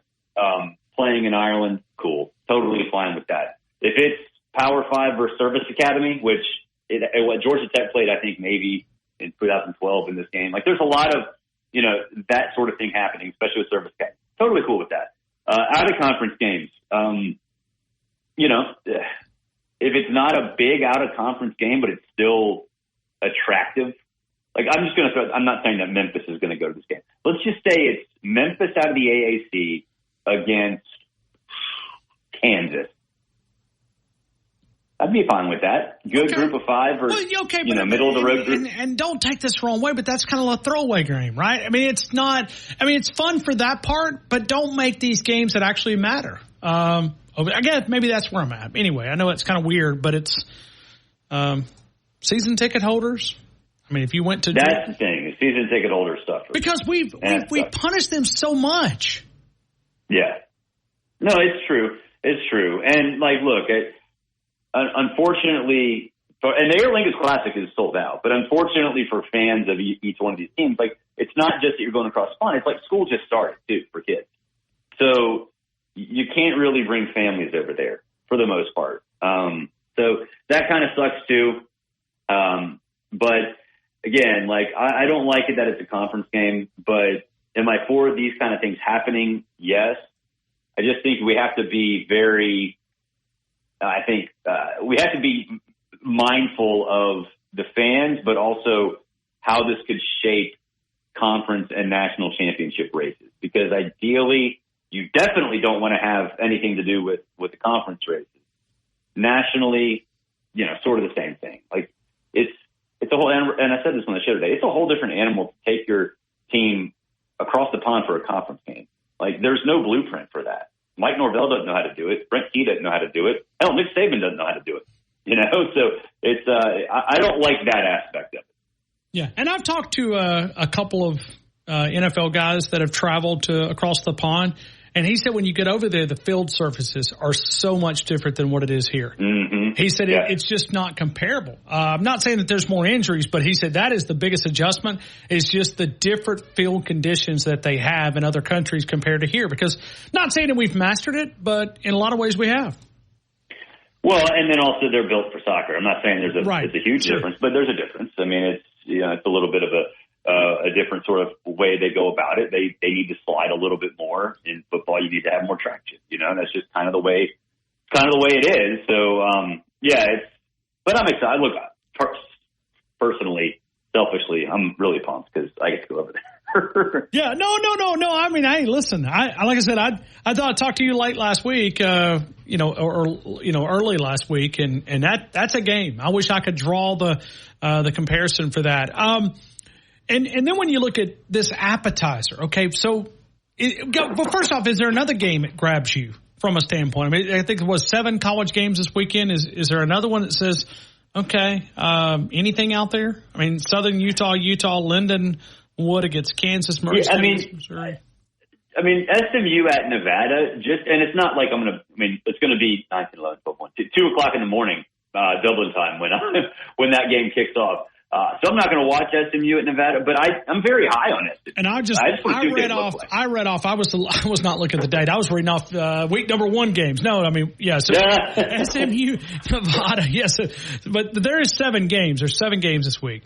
So from a and SMU, I just want to see what SMU looks like. Nevada's not very good, right? But Preston Stone's very good at SMU. They got a lot of talented transfers. Rhett Lashlee's a good coach. I just want to see what SMU looks like. That's, other than that, there's not a whole lot in week 0. But hey, it's college football. I'm going to watch as much of it as I can. But more, other than the Ireland game, just kind of curious as to what the Mustangs look like, because I think they can be pretty good this year. Well, and you do think about SMU. I mean, can they buy their way to the top? I mean, because they're going to spend some money in this NIL fund. I mean, they got the money. There's no doubt about that. I think they might be able to, as long as they keep Rhett Lashlee around, because he's orchestrated and built that NIL program to something fierce. I mean, they don't mess around. So as long as they keep him around, yeah, especially in the ACC, especially if Clemson and Florida State lead. I mean, that's a sleeping giant out there, especially if certain chips fall in their direction over the course of the next 3-4 years in terms of realignment. Yeah, so that's a big topic when you look at it. Barrett, I want to travel back to Alabama. Coming out of the second scrimmage, it seems like that maybe this defense is a little better ahead than what we thought it would be, right? I mean, Nick Saban was going to pick Alabama in the SEC title game, but he said, I have some questions on the defensive side of the football. Really, in that secondary, you kind of break down camp is ending now. Classes start this week on the campus, so they'll kind of be back to more of a routine practice. But maybe this defense is not going to be as bad as maybe what we thought. I never thought it'd be bad. I just think there's a lot. There's the secondary's got to get fixed, and I'm not saying it's fixed in terms of it's broken, but you got to fill some holes. So, I mean, I think when you're supposed to have the defense ahead of the offense, right? Like that's just kind of the way it is. And with Kalen DeBoer, you kind of expect the offense to have the leg up early. So I wouldn't read too much into it. I know you have more practice info than a lot of other people, even fans out there and writers out there. But to me, I just think that if it wasn't that way, things would be a problem. Because the reports are that the defense is better and ahead of the offense, I think that means things are going as planned. And, I mean, if things are going as planned, then DeBoer's doing something right. And so I think that right now with Alabama, if you were hearing that, hey, you know what, the secondary is getting torched by a team that doesn't have really established wide receivers, that would be the problem. Well, just know that this offense has challenged this defense in a lot of different ways. They're going to challenge a lot of defenses because there's so much eye candy within this offense. Mm-hmm. And DeBoer's never had this much talent. I know that UW was there. I believe in Michael Penix. Heck, I voted for him not in just 2023, but in 2022, I voted for him as like third on my Heisman just because of the stats he was putting up. And then this past year, I think I had him second behind Jaden. But when you look at this offense that he's got now, man, this thing, I wrote it across my prep sheet last week every day. This offense can beat you in a lot of different ways. The tight end room, good. I mean, C.J. Dupree. Tight end room's insane. The C.J. Dupree, I'm willing to go out there and say maybe one of the first tight ends taken off the board in 2025. He hit the lottery when DeBoer arrived in Tuscaloosa the way they're going to use the tight end. Yeah, no, that wouldn't surprise me. And look, I think it's something that has to make Kalen DeBoer excited is that, while these receivers sort of get brought along, you have your ultimate, safety valve. You have the guy that can help you out. You have the guy that can move the stick. So, I think right now when it comes to what Kalen wants to do, all the pieces are there. I think the biggest question is how does he put them all together? It's like a jigsaw puzzle, right? He did a great job putting that thing together last year. He had all those pieces. He put them in the right spots. He's got a lot of pieces. He's got to figure out how to put them in the right spots. And there's certainly, like you said, more options now than there ever has been for him. It is Hostess Smothered and Covered. We're going to quit talking about what we think is going to happen, and we'll react to that. Barrett, I assume that we will not be on next Monday. You're going to be traveling back? I will be traveling back. That'll be... How long is that flight? 8 hours and 45 minutes. That's not bad. I mean, it's not bad. It's not terrible. But I mean, I've seen worse. I had a friend of mine that lived in India. And oh, my goodness. Yeah, he traveled, and he used to tell me, and I'm like, okay, I'll never complain about 3-4 hour flight. Not that that's a 3 or 4-hour flight, but 16, 17 hours on a plane with my ADD. Yeah, no, thank you. No, thank you. Oh my! I would. I mean, give me one of those shots like, they do the colonoscopy. Put me out, baby. Put me out. Right. Wake me up when we get there. Exactly. But no, I will not be able to join, but I'm excited about going. I will have a full report here. Man, I'm happy for you. So I'm sorry I rained on Georgia Tech and Florida State. So, nah, it's okay. I mean, if you're getting a trip to Ireland out of the deal, go Jackets, right? Hey, you've won. Just like I said, CJ Dupree's won the lottery. Barrett, you're pretty close. Thanks, man. I appreciate you. I appreciate that. Have a great rest of your week, man. Thank you. Thanks, man. Smothered and Covered. You can find it there. Sirius XM Channel 84. What a trip. Hey, do they need anybody from Tide 100.9? No, I don't need to take any more trips. Rich and Biloxi, get ready. We're coming to you coming up in a couple of minutes. T-Town Tide 100.9, 1230 WTBC, your home of Alabama Crimson Tide Sports.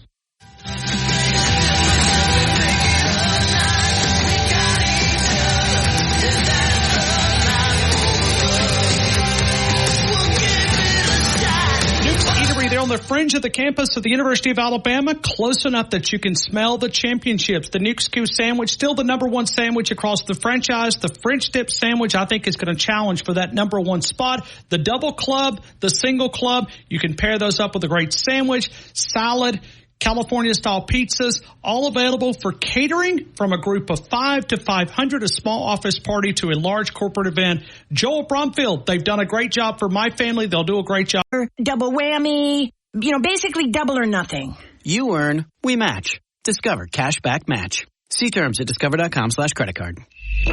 Southern Ale House, 1530 McFarland Boulevard. As you know, it's one of my favorite places. Eat Southern, be Southern, the daily lunch and dinner specials, the great menu that features that Southern cuisine, like the bacon wrap meatloaf, the fish and taters, the biscuit sandwiches, the great steaks, the great chicken entrees, great sandwiches, including the pickle burger, the Ale House burger, the yard bird, great desserts, and always that featured bread pudding that Brett Garner's cooking up. Let Southern Ale House cater your special. /deal or text deal to 511-511. Text deal to 511-511 today. All dogs are unique. Your dog results can and will vary. Message and data rates may apply. Tide 100.9 Tuscaloosa weather.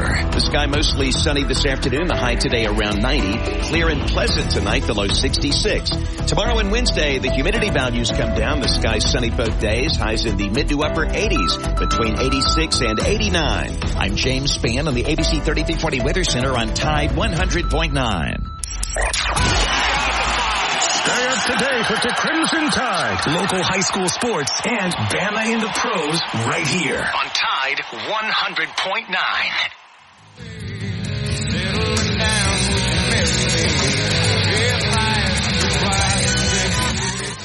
Let me take you to Circus Sports here for just a couple of minutes. Jalen Milroe at a plus 1,300. He is the fourth highest quarterback when you look at the odds. Dylan Gabriel from Oregon. Okay, got it. Dylan Gabriel there at Oregon plus 700. Carson Beck at Georgia plus 900. Quinn Ewers at Texas is plus 1,000. Jalen Milroe, the fourth highest odds. There from the University of Alabama at plus 1,300. You can always find a little value there. Cam Ward, Miami, plus 1,400. Pretty solid quarterback. Jackson Dart at Ole Miss, pretty solid quarterback, plus 1,500. Nico at Imaliva, or at Tennessee, I think that's where we're going to say it. 1,500. Will Howard just got the job at Ohio State. He's a plus 1,500. Okay. Some big names here. Garrett Nussmeier down at LSU plus 2,000. Avery Johnson, Kansas State, quarterback plus 2,500. Riley Leonard, Notre Dame, quarterback plus 2,500. I don't want to go through all of these. Anybody that just jumps out to me? No. Travis Hunter, Colorado, wide receiver, athlete, plus 4,000. Arch Manning, plus 5,000. Okay, probably not going to get the opportunity, but might reel in a little bit of conversation. Hey, little Julian saying Ohio State plus 5,000. In other words, you're counting on these other guys to get knocked out, and then they lose their starting job. So But Jalen Milroe, the fourth highest quarterback, fourth highest player overall, not just quarterback. He is the fourth quarterback, but he's also the fourth highest player at a plus 1,300. He's had a great camp. Jalen Milroe, we talk about him coming up in a couple of minutes. We'll take your phone calls. Rich and Biloxi, get ready. We're coming to you. Coming up in a couple of minutes, T-Town, Tide 100.9, 1230 WTBC. Your home of Alabama Crimson Tide Sports. Or text DEAL to 511-511. Your order is back with a 90-day guarantee. All dogs are unique. Your dog results can and will vary. Message and data rates may apply. WTBC Tuscaloosa and W265CG Tuscaloosa, a Town Square media station. Tide 100.9 and streaming on the Tide 100.9 app. From the Fox Sports Studios in Los Angeles, here's Dan Beyer. Justin Herbert's back on the practice field for the Los Angeles Chargers. He had missed about 3 weeks of action because of a plantar fascia injury in his foot. Chargers have one preseason game left to go, one that Herbert will not be playing in. The Washington Commanders officially named first-round pick Jaden Daniels as the team's starting quarterback. Head coach Dan Quinn called Daniels a, quote, rare competitor, end quote, when naming the second overall pick as the starter today. After 14 seasons in the NFL, Colt McCoy's officially retiring from professional football. Bills are banged up. Wide receiver Curtis Samuel week to week with a turf toe injury. DeMar Hamlin, the safety, has got a hamstring issue. He's week to week, while Mitchell Trubisky, the backup quarterback to Josh Allen, is going to miss some time because of a knee injury. Braves third baseman Austin Riley is going to miss 6 to 8 weeks after fracturing his hand when he was hit by a pitch over the weekend against the Angels. Tyler Reddick won the NASCAR race in Michigan. I got spirit, I got faith. I might bend, but I won't break. I'll fight the elements. And I'ma go down swinging. If I go down, I'ma go down swinging. If I go down. All right, we're going to start taking phone calls here in about 12 minutes. We're going to visit here with Martin Houston. Just coming up here in just a couple of minutes. He hosts the Martin Houston Show with him, Xavier, every morning starting at 6 a.m. And then we're going to Rich and Biloxi, Bama Nick, over to America's Georgia, and many others. We're talking about tackling. We're talking about who is going to lead this team in tackling, the defensive side of the football. We're going to talk about this scrimmage. Martin Houston, I hope all is well. Welcome into the game in Tuscaloosa. All is well except for my walk-up song, Ryan. I know it. I'm still boycotting. Okay, so. Jackson, will you do me a favor? Will you pull up a song, He's the Man, He's the Man? Who's that by, Martin? Who is that by? You know? Aloe Black. Okay, all right. Play He's the Man, He's the Man. Aloe Black. Is that what you said? Aloe Black? Okay. Yeah. All right. Martin Houston is telling Nate Oates' song. I mean, Nate Oates should be happy. We kicked Leonard Skinner to the curb. Sweet Home Alabama. We kicked it the curb for a little Toby Mac. I know you like Toby, but I like Toby. Yeah, but he, you know. All right. Well, Jackson's working on that. All right. I'm gonna get a redo. Here we go. Is this it? I don't know. Is this it? Well, you can tell everybody. Yeah, you can tell everybody. Go ahead and tell everybody. All right, so we welcome you right back into the game here in Tuscaloosa. We're always powered by Tuscaloosa Toyota, TuscaloosaToyota.com. We go to 1992 national champion winning fullback at the University of Alabama, Martin Houston. I hope all is well. Welcome into the game in Tuscaloosa. Oh, I am great. I'm so glad to be at the game, Ryan. You made my day. Does that make you feel better? Does that energize you or something? I mean, I'm energized, man. I'm ready now. Okay. I'm ready. And we actually just had a big talk about bumper music and how valuable it can be. So, see, that's what I'm talking about. We gotta energize the guests just like we do the callers here. We gotta energize them. Right. But, absolutely. Martin, let's go back to this second and final scrimmage. Your big takeaway. What'd you hear? What grabbed you for maybe something Kalen DeBoer said, or maybe all the above? Well, one of the things, Ron, I would say, listen to what a coach volunteers, and repeat. It either means that he feels really good about that or he's deflecting. You know what I mean? So we haven't been around Coach long enough to know, is he talking to his players or us or what, right? So we're going to have to learn him we kind of knew when Saban was talking to players. We could spot it. I mean, we're like, he's feeding us a lot of baloney. Yep, come on, Coach. Yeah, we're not buying it. Coach. So we have not learned Kalen DeBoer. You're right.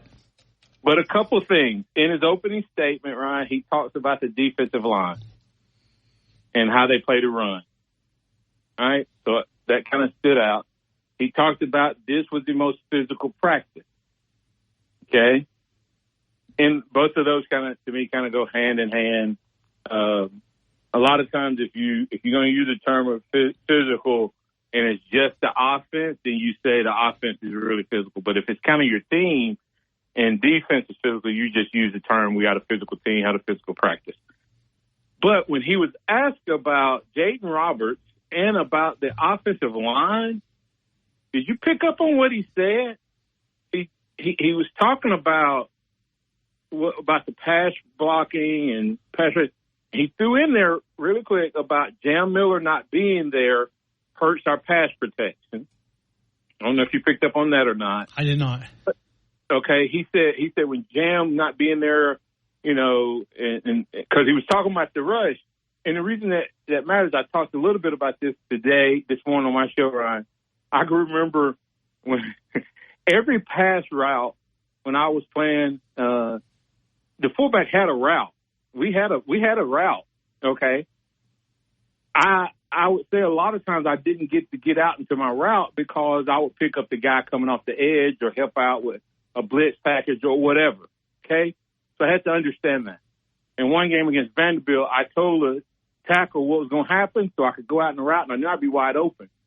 Well, when I turned around and looked and catch the ball, Jay was getting hit in the mouth because the tackle didn't do what I told him to do, and I just ran off the sideline. But my point behind that is everybody's trying to figure out which guy's 1A and which guy's 1B. Why did Derrick Henry not get on the field, Ryan? Because he didn't know pass protection. Why do you think Jam and Justice didn't play more last year? Same reason, probably. Pass protection. And we had problems. So that I kind of picked up on that. And then, but then in the middle of that conversation, he's talking about all that. He goes, our defensive line is really good against the run. Huh? What, Coach? Did you pick up on that? I did not. I mean, I would have missed all of that. Literally, Ryan, in the middle of his conversation, answering a question about Jaden Roberts, the offensive line, talking about the wide receivers, and he said they get home a lot on they get home on third down, which means, and I'm gonna try to explain why I think he did this, Ryan. He said on third down we're getting home. Talking about our defensive line. Okay? So what that means is the defensive line is doing really good in the run game. So they're getting us in pass situations, and we're getting home on the pass. So I think we're playing the run better than he anticipated because because that was a thought that was in his head is we're getting the third down in passing situations, and they're getting home. But, yeah, right in the middle of that whole conversation about the offensive line, go back and listen to it. It was about, I guess, about 7 minutes or so into it. And I was like, okay, either our defensive line is really, really good, Ryan, or he's trying to talk to him. And I don't know that yet. Well, but but that's not the only one that he said about the defensive line. I mean, he made a comment. I know. He said, I want to say it was about a week and a half ago. He said they've been the most consistent unit throughout camp. That's what I'm saying. That's why I'm believing, because this is unsolicited, right? This wasn't a deep question. We haven't asked a question about the defensive line. The three comments, that one you mentioned and one I mentioned, have all been him saying. I mean, all right. So is this defense, based on what you're hearing, based on what I'm hearing, I feel like this defense is a step ahead of where we thought it would be. How good can this unit be? Ryan, I think that I think this defensive line may be the biggest surprise of the team. I mean, I think defense as a whole, because everyone, us, Saban, everybody in between, has questioned whether or not haven't questioned our offensive ability. They think we're going to be good offensively under DeBoer and his history and this staff. But this defensive line, Ryan, it's been a couple times, Ryan. I think it's not just the defensive line, Ryan. It's the makeup. Like there are times when we have Latham and Overton on the field together, and they're getting to the quarterback. And you don't have to put another linebacker out there. You can have that fifth DB because they're not having to cover as much. And if they're still able to play the run, Ryan, without having to have that extra guy, it just makes this defense that much better. And to me, I think that's what another analysis to Vanderbilt was Vanderbilt did a lot of moving and stuff to kind of mess you up and mix you up. Just think about the fact that this defense does some of that, where we move guys around and we blitz from different angles and we slant but we have 4 and 5 stars doing it. I mean, I think that's what you're seeing manifested. So I think this defense is, like you said, a step ahead. And he keeps talking about the experience of the defensive back. Martin, the Powerball tonight, let me get you an official number. It's $44 million. C.J. Dupree may have hit the lottery when Kalen DeBoer came to Tuscaloosa. Is that a fair comment? I think that's the group that we haven't talked a lot about, Ryan. We have not. I feel guilty because I looked up and I'm like 12 days away. I really haven't highlighted the tight ends like I should. I've talked a little bit about them, but not a lot either. I think C.J. Dupree, of course, Quavez, he came here for a reason. But I think, Ryan, and I hate to use them as an example, but I have to make this point. When you look at Auburn a couple years ago, right, when Cam was there, you couldn't be right, could you? You couldn't be right. If you came to stop them in the box, they just had a tight end that they could split out and create a mismatch. And if you came out to stop the pass, they just ran it till you couldn't stop them. Well, we have that same skill set now, Ryan, in a couple ways. We have the quarterback, who I think can be as electric a runner as anybody's been since Michael Vick. And then you have Dupree, who can be in line or spread out. But also, Ryan, don't underestimate the ability to sometimes remember defenses have gotten smaller too.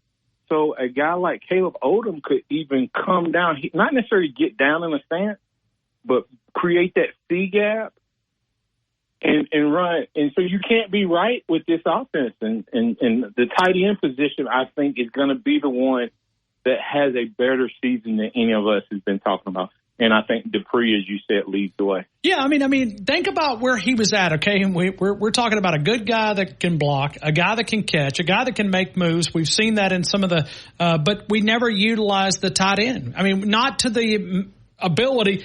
There's a reason why the NFL uses the tight end all the time. All the time. The best quarterback in the NFL throws more of the shortest passes, easiest passes compared to everybody else, and that's Mahomes. He makes some crazy passes, but you think about how often he hits Kelsey wide open right in front of him. I mean, he's not. I mean, he's a mismatch. He's a mismatch. I mean, it's, and he's usually right in front of him. You know what I'm saying? Like when you think about the routes that tight ends run, Ryan, what do they usually run? If you're on the hash and they're either right down the line, or they're in the middle of the field, or they're crossing your pass in the middle. going across the field, or they go down the middle of the field, right? So most of the time when you throw it to the tight end, it's not like a corner route or a post route or, a comeback. It's usually the guy right there in front of your wheelhouse where you have a good line of sight on top of him being a mismatch. And we've never really utilized that in the Saban era effectively a lot. Martin, next week it'll be game week. I mean, we have talked the talking season throughout. It's all about, what DeBoer is going to be able to bring to this Alabama unit. Can this team win a national title? I think they can. We don't want to have what happened this week where we had a lot of injuries. Oh, yeah. That's the one thing it could derail, not just Alabama, but a lot of college football teams. I think that's where everybody's at is I think you're going to – yes, this team can win a national championship. Will they? I don't know. But I will watch the health of this team because, Ryan, you better do like Texas did last year. You better get us early.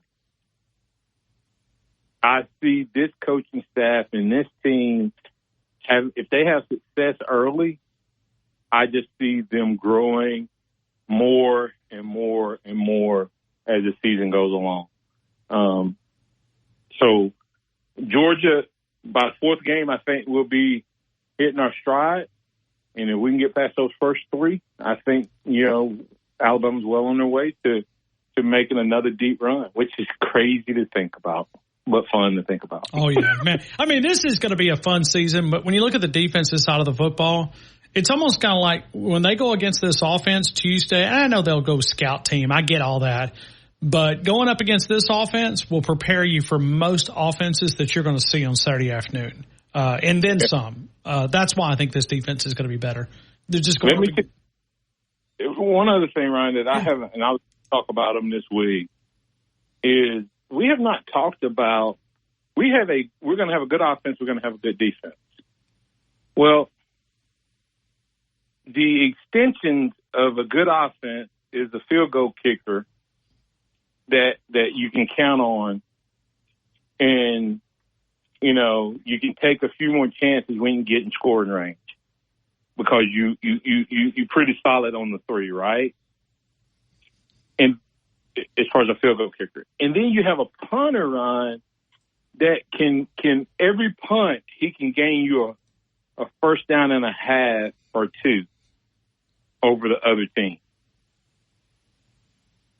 I mean, we don't think about it that way, Ron, but every time he punts the ball, I can't remember what game it was last year, and Burnham literally flipped field position without us getting a first down.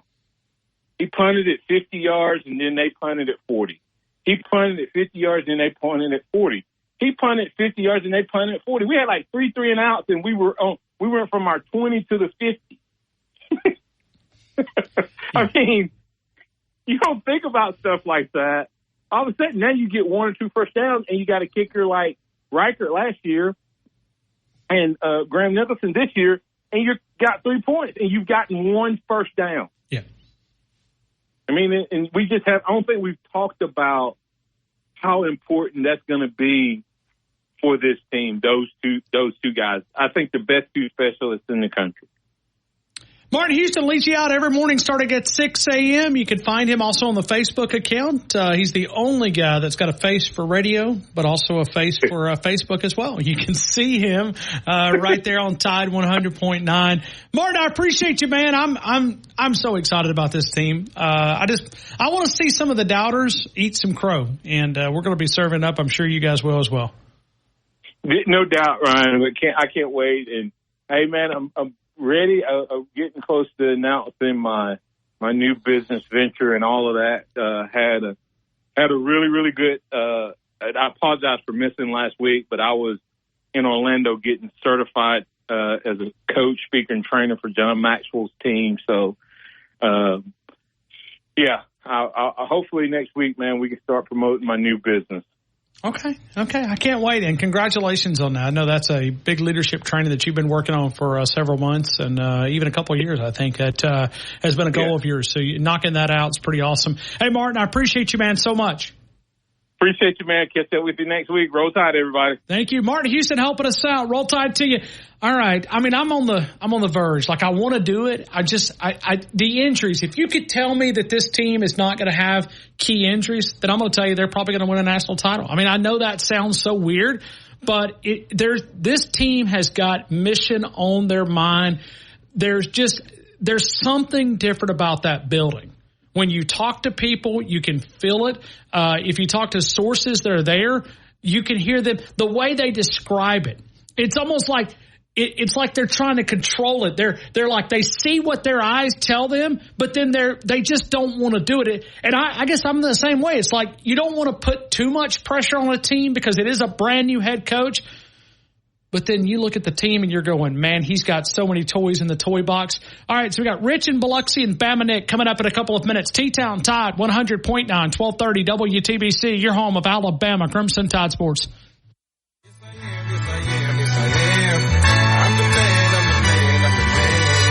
I believe every lie that I ever told, paid for every heart that I ever stole. I played my cards and I didn't fold. Now, this hour's West Alabama real-time news update from the Tuscaloosa Thread Newsroom. The heat across the state of Alabama in the summer of 2024 has been brutal, but is the heat going to be going away anytime soon? Check out the Tuscaloosa Thread for more information. And several sports stories have been published today, including Alabama men's basketball scheduling the Rocket City Classic against the Memphis Tigers, and the Alabama Board of Trustees getting ready to meet about the contract of General Manager Courtney Morgan. You can read about these stories and more at TuscaloosaThread.com. Get 24/7 local news coverage and sports updates when you download the free Tuscaloosa Thread app and sign up for twice daily email newsletters. Tide 100.9 Traffic. Tuscaloosa traffic now from the Townsend Nissan Traffic Center. Well, a very good Monday afternoon to you. We've got construction zones that may slow you down. And on Greensboro Avenue, University southbound at 26th Avenue. This is going to knock out the right lane. The usual happenings on 2059 eastbound between Joe Malisham and Tuscaloosa Coaling.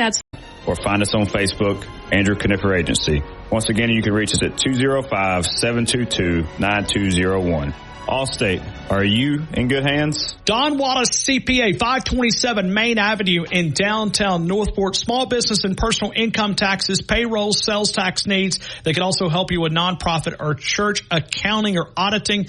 In business since 1999, they work for you, not the IRS. When you take on taxes, you got to have someone on your side. It's Don Wallace. Get your local Total Wireless store today. Total Wireless, we're totally with you. Actual speeds may vary by location. For data management practices, see TotalWireless.com. Tide 100.9 Tuscaloosa weather. The sky mostly sunny this afternoon. The high today around 90. Clear and pleasant tonight, the low 66. Tomorrow and Wednesday, the humidity values come down. The sky sunny both days. Highs in the mid to upper 80s, between 86 and 89. I'm James Spann on the ABC 3340 Weather Center on Tide 100.9.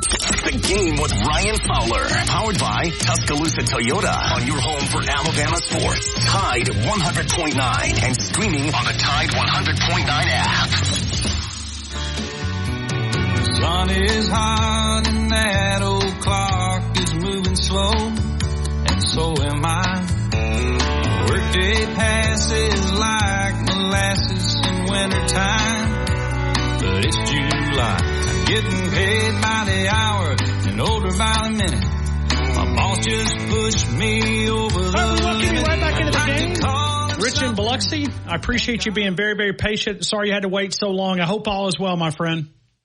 Yeah, it's good, Ryan. I'm sitting out on my deck upstairs looking back in the forest. Okay. Enjoying this north breeze. Well, it's good to have you part of the game, man. You've been a long-time listener, and I'm very thankful for that. What's on your mind, my friend? Not a whole lot. I was listening to some of your guests, and I'm fairly optimistic also. It's always a good time of the year to Everybody's get undefeated. a little optimistic. Everybody's undefeated. Yeah, I go back with the Tide about 60 years, so I've seen a lot of good and some bad. But, well, Rich, let me just say it like this. You're playing with house money, my friend. You're playing with house money. That's it. You're exactly right. And, I think the team's going to be a little hungry with the new coach. And what happened last year in the semifinal game, that always makes you a little hungry. I think Coach DeBoer brings a little bit different perspective as far as the kids relating with the kids, and we'll see if that's going to work. You know, Saban was awful successful, but he could see things changing, and I think that's one of the reasons he got out.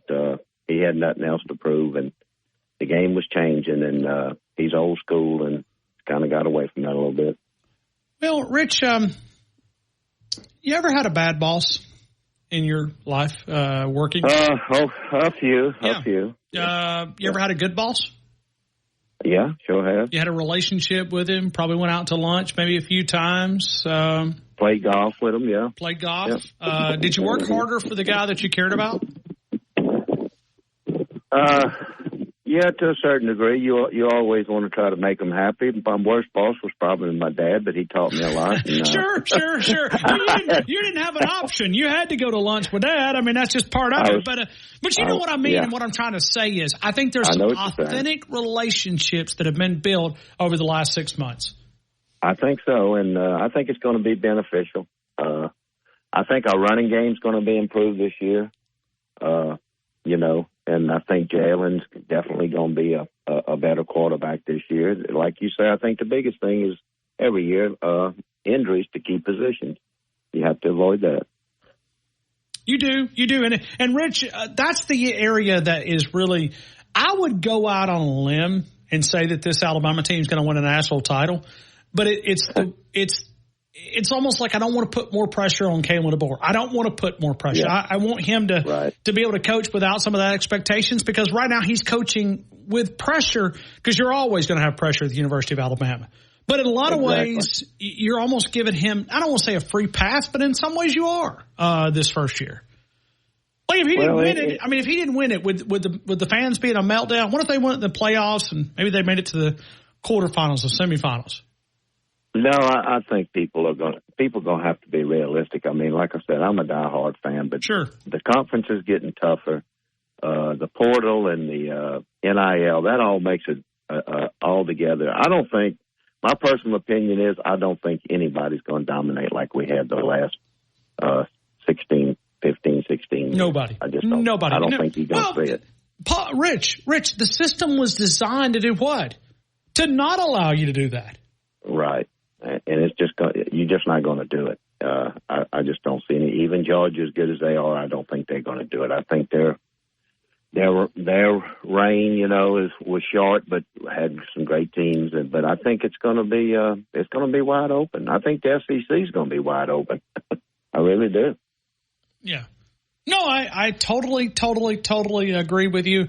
And it could be anybody's, which may set up for Alabama. I mean, this is a big transition year. If Nick Saban was coming back, we didn't know what to expect. Yeah. And when Kirby Smart was down in Sandestin, he said that there will be no undefeated teams. I agree with him. Yeah. Yeah, and I just hope the weaker teams in the conference, that struggle to break 500, a game or two over 500. I hope they're able to still keep their fan base and not, a lot of people just kind of fall off to the side and don't renew season tickets and things like that. Yeah, no, it's getting tougher on them. It's definitely going to be tougher. Well, and economically, the economy. I mean, it's you're having to make a decision if I'm going to support my alma mater or my school, or I'm going to pay the bills. That's where we're at right now. So hopefully we can get the economy flipped back in the right direction. But hey, Rich, who's going to lead this team in tackles in your opinion? I think the linebacker's probably going to be right there with the defensive back, Malachi Moore. Okay. Who would you like for me to write down for you? Malachi will be fine. Okay. Moore, and what's the tackles? Probably 85. Oh, I like that number. I do. And I like Malachi Moore. Last year, you could see him kind of rebounding, had that freshman All-American season, and then he had a back injury. And a back injury is it hurts every part of your body. So and last year, you favored it a little bit. Yeah, sure. You don't want to re-injure it. You still put out, but not that 110%. In the back of your mind. Great phone call, man. It's good to hear your voice, man. Please continue to call. Okay, Brian. Thank you. Rich in Biloxi with a great phone call. Bama Nick, I see you. Prime time next. T-Town Tide 100.9, 1230 WTBC. Your home of Alabama Crimson Tide Sports. It's the year-end clearance sale at Townsend Nissan going on now. You can save thousands. See BJ or Kylan today at Townsend Nissan, your savings place. Rumsey Environmental, a one-stop shop serving West Alabama for all of your waste removal needs. If you're in the construction business, take a little bit of stress out of your life. The construction debris removal containers customized to fit your job site, the portable toilet service, the storage containers to protect your valuables. It's Rumsey Environmental for that complete waste removal service when you have to. You can be feeling these changes within just a couple of days. Text support to 511-511. These statements have not been evaluated by the FDA. This product is not intended to diagnose, treat, cure, or prevent any disease. Tax fees may apply. Alabama Credit Union with the official countdown to Alabama Crimson Tide football right here on the game. AlabamaCU.com. The mobile app saves a lot of time. The mobile deposits, checking, savings, mortgage, home equity loan, financing a vehicle, the great competitive rates. Alabama Credit Union with great branches all over West Alabama and throughout the state of Alabama. Alabama Credit Union, AlabamaCU.com. Did you miss any episode on Tide 100.9? Don't worry. All of our shows can be found on Spotify and Apple Music and on demand on the Tide 100.9 app.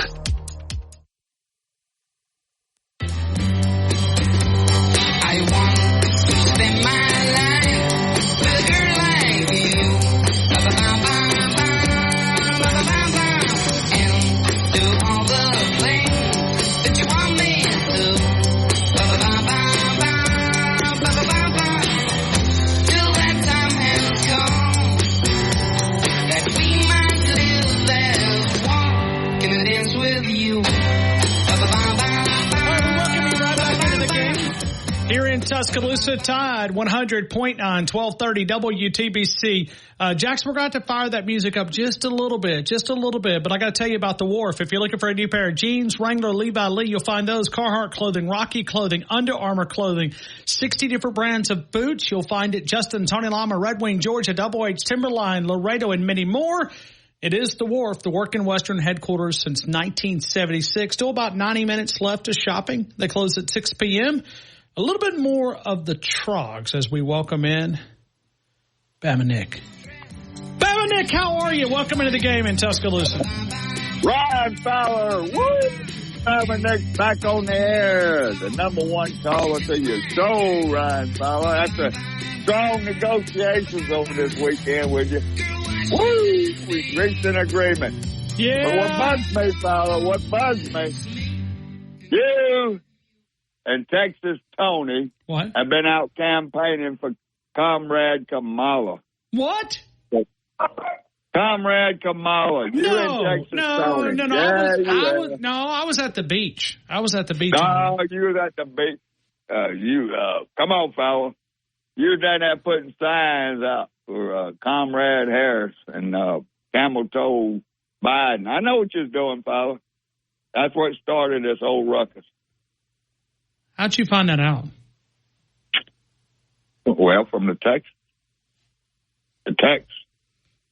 You work in your sources? Is that what you're saying? Oh, yeah, fella. Yeah, work my sources, fella. I got sources all over. Well, and all my callers and all my followers they've been tweeting me. They've been commenting on Facebook. What's going on, Bama Nick? So here we are, man. We're gonna hash it out now. Don't you realize, fella, when you're in Texas, Tony or down there, Tony's been out for 2 or 3 weeks, campaigning for Comrade. He has been. Okay. Yeah. But Bama Nick, I had a great awakening a couple of weeks ago. Okay. Tell us about it, fella, because all my followers want to know what's going on. When Sleepy Joe decided to step out and Kamala laid such a wonderful plan out, $25,000 for any homeowner and all these tax credits and all this. I said, you know what? Why can I not be? You bought into it. I mean, kind of, sort of, kind of. Yeah. Uh-huh. I mean, well, it's such a really good plan. And I visited California a few months ago at the Rose Bowl. Yeah, I know we was over there campaigning. Well, I mean, I thought maybe we could make America look like California. I mean, it'd be a really good, you know. I mean, think about Alabama, big culture shock, right? I mean, we could, you know, we could do it like California. Yeah. I mean, we already got the beach. We already got the beach, and so, well, I guess I'm busted. Yeah, and that's what basically got me and you going. But see, I just had to do some deep thinking, critical thinking. Yes, sir. To appreciate her brilliance. That's right. Bama Nick's got the brilliance, Fowler. No, I mean, Kamala's got it. Not Bama Nick. I'm not talking about you. I'm talking about her. Yeah. Comrade Kamala. See, that's what I'm saying, Fowler, and that's what got me perturbed. But get off your show. But you got to do some critical thinking, okay? When you're sitting out, wherever you sit out, you got on my patio, Fowler. You got to close your eyes, hold your hands out, and just breathe in. And breathe in. Yeah, keep doing it. Namaste. Ooh, namaste, fella. That's what Texas Tony, he's into the Hindu movement. Well, but and the Hindu, him and Kamala. It took him, and I watched his transformation go from, you know, where he was at, and he accepted, you know, the yin and the yang. The Hindu. Yeah, well, whatever it was. Yeah, I don't namaste. Yeah. It's a greeting, fella. Well, and then, greeting. You know, as a kid, Bama Nick, I don't know about you, but I always liked burning things up. No, I mean, I did. I mean, I don't know. It was just something about, you know, like taking my toys out in the yard and, you know, putting some lighter fuel on and just, I don't know. It's, I guess it's more me than maybe I realized. And it's another thing, Ryan, that I had to call you and negotiate my agreement with you on your show. Of course, you don't want to mention none of that, but we will get into it. Because I told you, I'm not calling it here.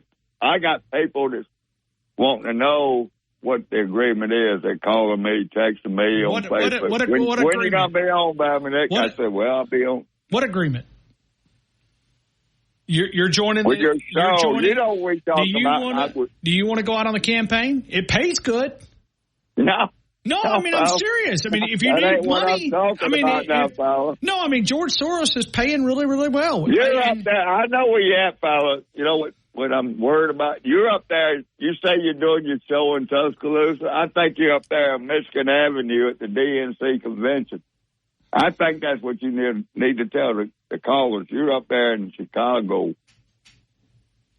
Well, you can't be giving out our location now, Bama Nick. I mean, it's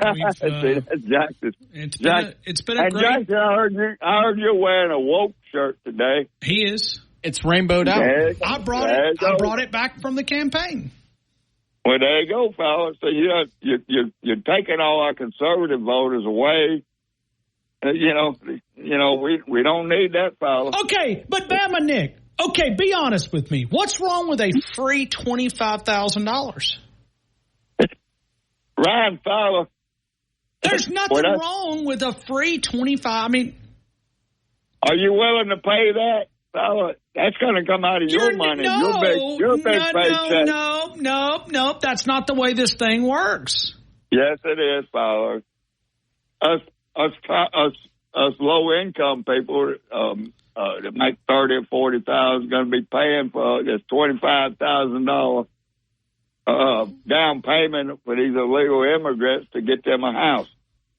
Come on, fella, you know what that's all about. Okay, well, but communism, but socialism. Well, what's wrong with that, though? I mean, it's free. Would you rather house them yourself, Bama Nick? I mean, I've got room. Hell no, I ain't going to house none of them illegal idiots. Hell, I got my 357 ready to shoot them when they come in my damn yard. Nice. I mean, well, you're not going to be good out on this tour, man. Now they feed us. I'm not going on the tour with you, fella. I'm not going on you and Jackson tour. and Texas Tony store.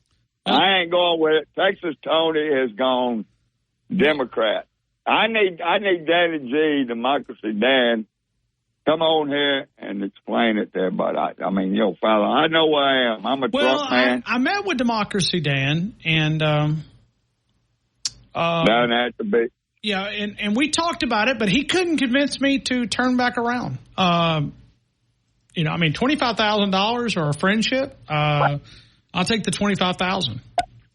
Fowler, Lord have mercy. Let's put it to a vote with your caller. What do you mean? Another thing, what do you mean? What kind of vote? Now, hold on now. Are we talking like a real vote?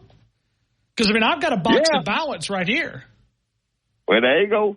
I'm filling the others out as we speak. Same thing we're going to talk about here shortly, because I'm demanding my time now, fella. Well, what are you asking? I don't listen to your other callers, and everything. They all boring themselves. So I done told you, I'm demanding my time. That was one of the points on my agreement with you over the weekend, and you're a hell of a man to negotiate with, pal. You're like a Donald Trump trying to negotiate. Well, yeah. I kind of get it my way, right? That's but I got it my way. So, okay. And we'll talk about that. We gave you the song. That's. We'll talk about it. Pal, I've had that song for the last month. Okay. Hell, I got that song. White put that on for me, but you know what I'm talking about. All my other callers and listeners that follow may want to know what the terms of the deal are. So we're going to talk about it. Okay, so we're going to come up with a deal. Tell me what is number one for you. What's a priority in this deal? Because my number one priority, Fowler, is my own segment on your show, like Texas Tony has and whoever else, the other idiots have their own segment. I want my segment. And I want it on Thursday. What now? 5 o'clock. Thursday. Hold on. Thursday at 5. Thursday at 5. Yeah. Let me look at the schedule. We don't have anybody Thursday at 5, so that might work. Let me. We're going to have to put it out here in front of the. We're going to have a real vote. So how long do you want? I can be the mediator. Yeah. Okay. How long do you want this segment to go, Bamanek? As long as my contract runs with you and your show. Well, no, I'm talking about minute wise. Is this a? I want 20 minutes. 20. Whatever you give Texas Tony on his segment when he comes in on Wednesdays and Fridays.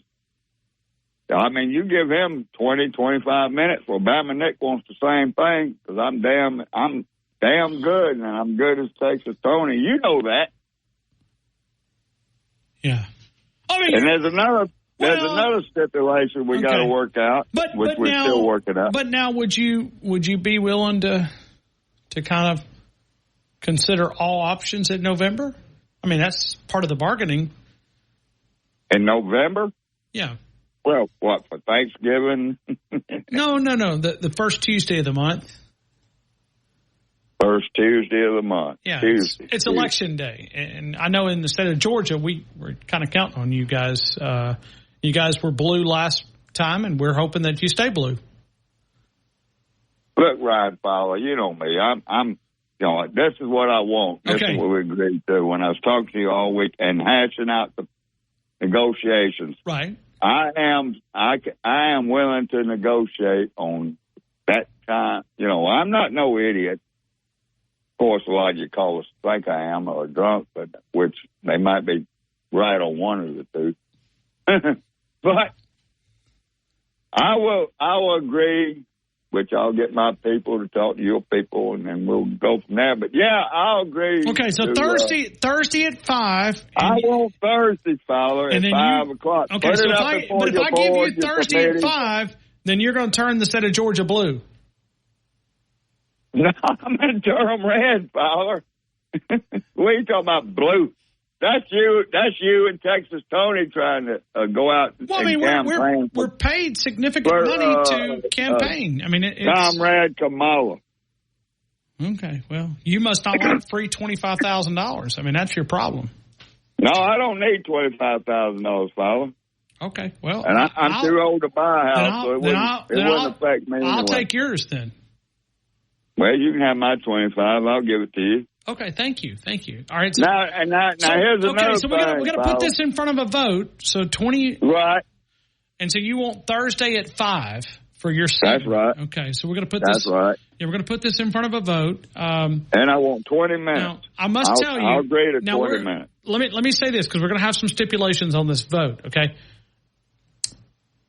Okay. No hidden boxes. No boxes of ballots. Okay. You vote. Okay. You must show identification. Okay. That's right. That's right. You cannot just vote like we don't take ballots from graveyards or anything like that. That's right. We don't take no mail-in ballot. Mail-in. No, we're not doing any mail-ins. Yeah, we're straight. So if the people vote for you at Thursday at 5, then we give you Thursday at 5. But it's going to be a real vote, and no votes after business hours. We're not counting them at midnight. We're done counting. Okay. That's right. We're going to have to. We may count a couple. Well, we're going to. No, I mean off the record. Yeah, we can't go. We can't. We can't go any late. But so we'll have to put it in front of the people. If the people vote yes, I'm a man of the people. I mean, this is it's a democracy, like Democracy Dan. I mean, if the people are for it, then I'm for it. If they're against it, I'm against it. Democracy is on the ballot. So, but you better the people need to know. Yeah, Bama Nick. Like I told you. Right.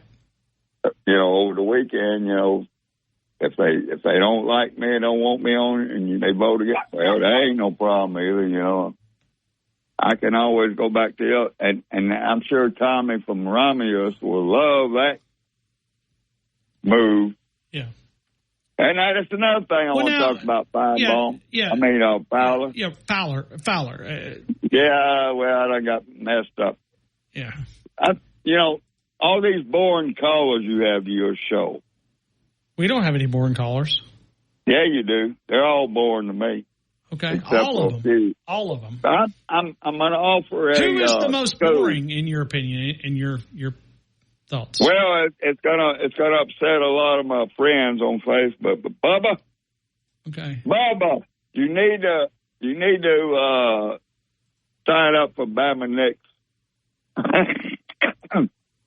What? Caller symposium. You're going to have a caller symposium? Yeah. What's that going to be like? It's going to teach them all how to be number one callers like I am. So you're going to take them to the top. It's kind of like a Professor Bama Nick here. That's right. Teaching them everything that you know. On how to be number one callers to any sports show they call into. I got you. Well, I mean, you see what I'm saying? Yeah, I got you. Well, listen, we're off to a really good start. We got to, but we must keep the calls under 5 minutes, like Tony, though. If we do Thursday at 5, because Tony never goes over 5 minutes, so we don't want to go over 5 minutes. Yeah, right. Okay. Tony, now following. Tony, he's been out campaigning for Kamala. Right. Well, I mean, as you busted me, he ain't got to talk more than 5 minutes anyway because he's out on the road campaigning. Yeah, George. I'm talking about trying to get a symposium I going. Had the pharmacy at Midtown for Tony, and George is paying more, so that's just all right. Bama Nick, I got to get to this break, but listen, we're going to put it in front of the people. We're going to count the votes, and we'll see where they end up. The chips will fall where they may. All right, Ryan Fowler. Hey, let me tell you something, Fowler. Okay. Go ahead. And say I got to run because I'm really late. I don't give a damn if you got to run. Let me tell you what I'm going to say. Okay. We negotiated on my contract and my agreement to keep calling your show for 3 days, Fowler, Friday, Saturday, and Sunday. Okay. Now, it was a hard negotiation. Yeah. Like I said, you're a hard guy to negotiate with. I'm not going to sit around and wait for these people to vote. Well, the ballots are going to have to. Everybody deserves a vote. Everybody deserves a vote, and I don't know how long it'll take. I can't promise anything. So I got to run. I don't care. Well, I got another call. I got another show to go to. You know who that is? Well, Happy Trails. Yeah, there you go. Okay. We got to run. We'll continue. Is here, and there's no better place to find your perfect ride than that puts you in control. Visit chase.com/checking. Chase, make more of what's yours. Chase mobile app is available for select mobile devices. Message and data rates may apply. JP Morgan Chase Bank, N.A. member FDIC. Tide 100.9 Tuscaloosa weather. The sky mostly sunny this afternoon. The high today around 90. Clear and pleasant tonight, the low 66. Tomorrow and Wednesday, the humidity values come down. The sky sunny both days. Highs in the mid to upper 80s, between 86 and 89. I'm James Spann on the ABC 3320 Weather Center on Tide 100.9. WTBC Tuscaloosa and W265CG Tuscaloosa, a Town Square media station. Tide 100.9 and streaming on the Tide 100.9 app. From the Fox Sports Studios in Los Angeles, here's Dan Beyer. We start in the NFL, where the Washington Commanders have named Jaden Daniels as the team's starting quarterback. The rookie will get the nod in Week 1 against the Buccaneers, beating Marcus Mariota out for the job. Chargers quarterback Justin Herbert is back practicing, doing so for the first time in 3 weeks. Herbert missed the time because of a plantar fascia injury. Bills wide receiver Curtis Samuel is week to week with a turf toe injury, while backup quarterback Mitch Trubisky is going to miss time with a knee issue. After 14 seasons in the NFL, Colt McCoy is officially retiring from professional football. The now former quarterback will move on with a media role with NBC Sports. Braves third baseman Austin Riley is out 6 to 8 weeks. He fractured his hand this past weekend after he was Fashion way, where a handshake still means something. Shop online at Mercedes-Benz of Tuscaloosa.com or at 3200 Skyland Boulevard. Roll Tide for Mercedes-Benz of Tuscaloosa. Tuscaloosa Custom Curbing. Call Paul at 205-331-6823. Custom curbing for your home or business. Do away with those plastic individual stone borders. Go for that more permanent, decorative concrete border. No more grass growing between those individual stones. Cleaner to edge to maintain. They're willing to travel, not just here in Tuscaloosa, but also in our neighboring states as well over in Mississippi. Many colors and choices. They'll customize for that individual taste and house. Give them a call at 205-331-6823. You could also go to their Facebook account. Find their page. You can see exactly what the videos. They came out, did a free quote. Paul gave me an evaluation. Give them a call, 205-331-68/deal or text DEAL to 511-511. Text DEAL to 511-511 today. All dogs are unique. Your dog results can and will vary. Message and data rates may apply.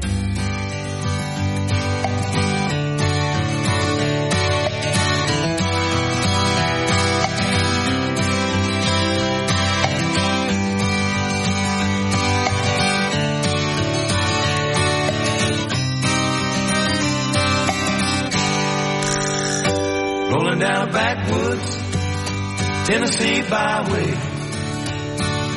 one arm on the wheel, holding my lover with the other, a sweet soft southern thrill. Worked hard all week, got a little jingle on a Tennessee. All right, let's count them together. You guys ready? 18 national titles, 30 SEC titles,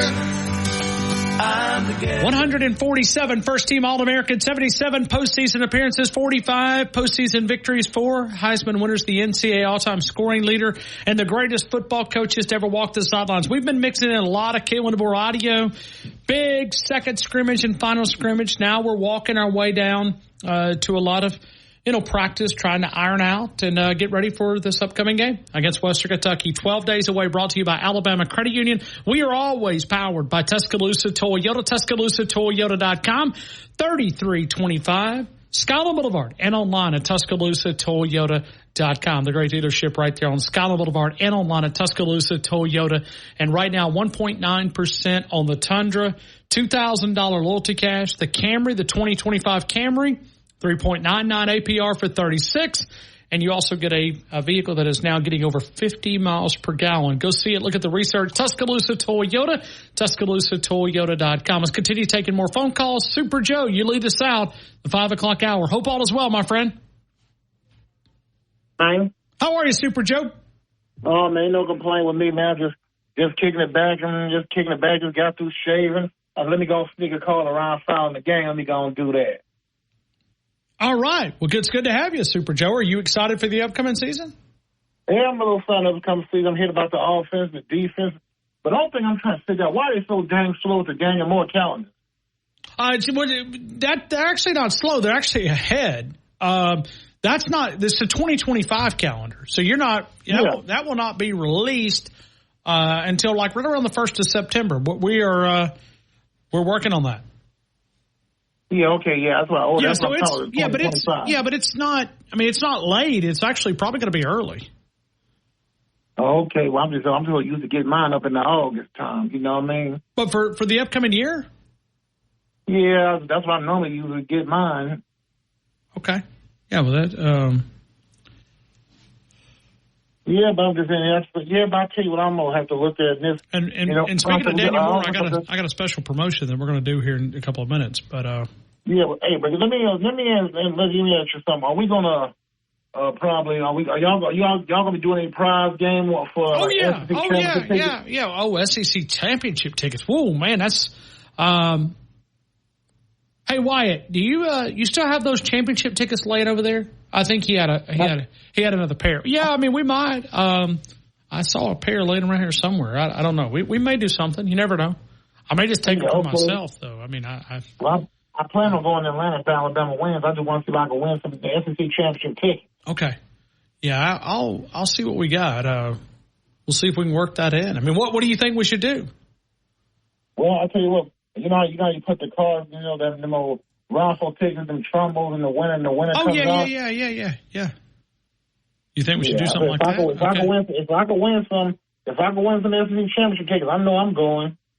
Well, now, Super Joe, we're doing a vote today. Bama Nick wants his own segment. Do you think we should give Bama Nick his own segment? Well, give him a shot at it. If he can do it, I'm all for it. Okay, so the first guy out of the vote, and you did provide ID to Jackson. You got Super Joe's. Okay, so I do have his identification. So Super Joe is verified. Yeah, okay, all right. Voter. So Super Joe, I just want to.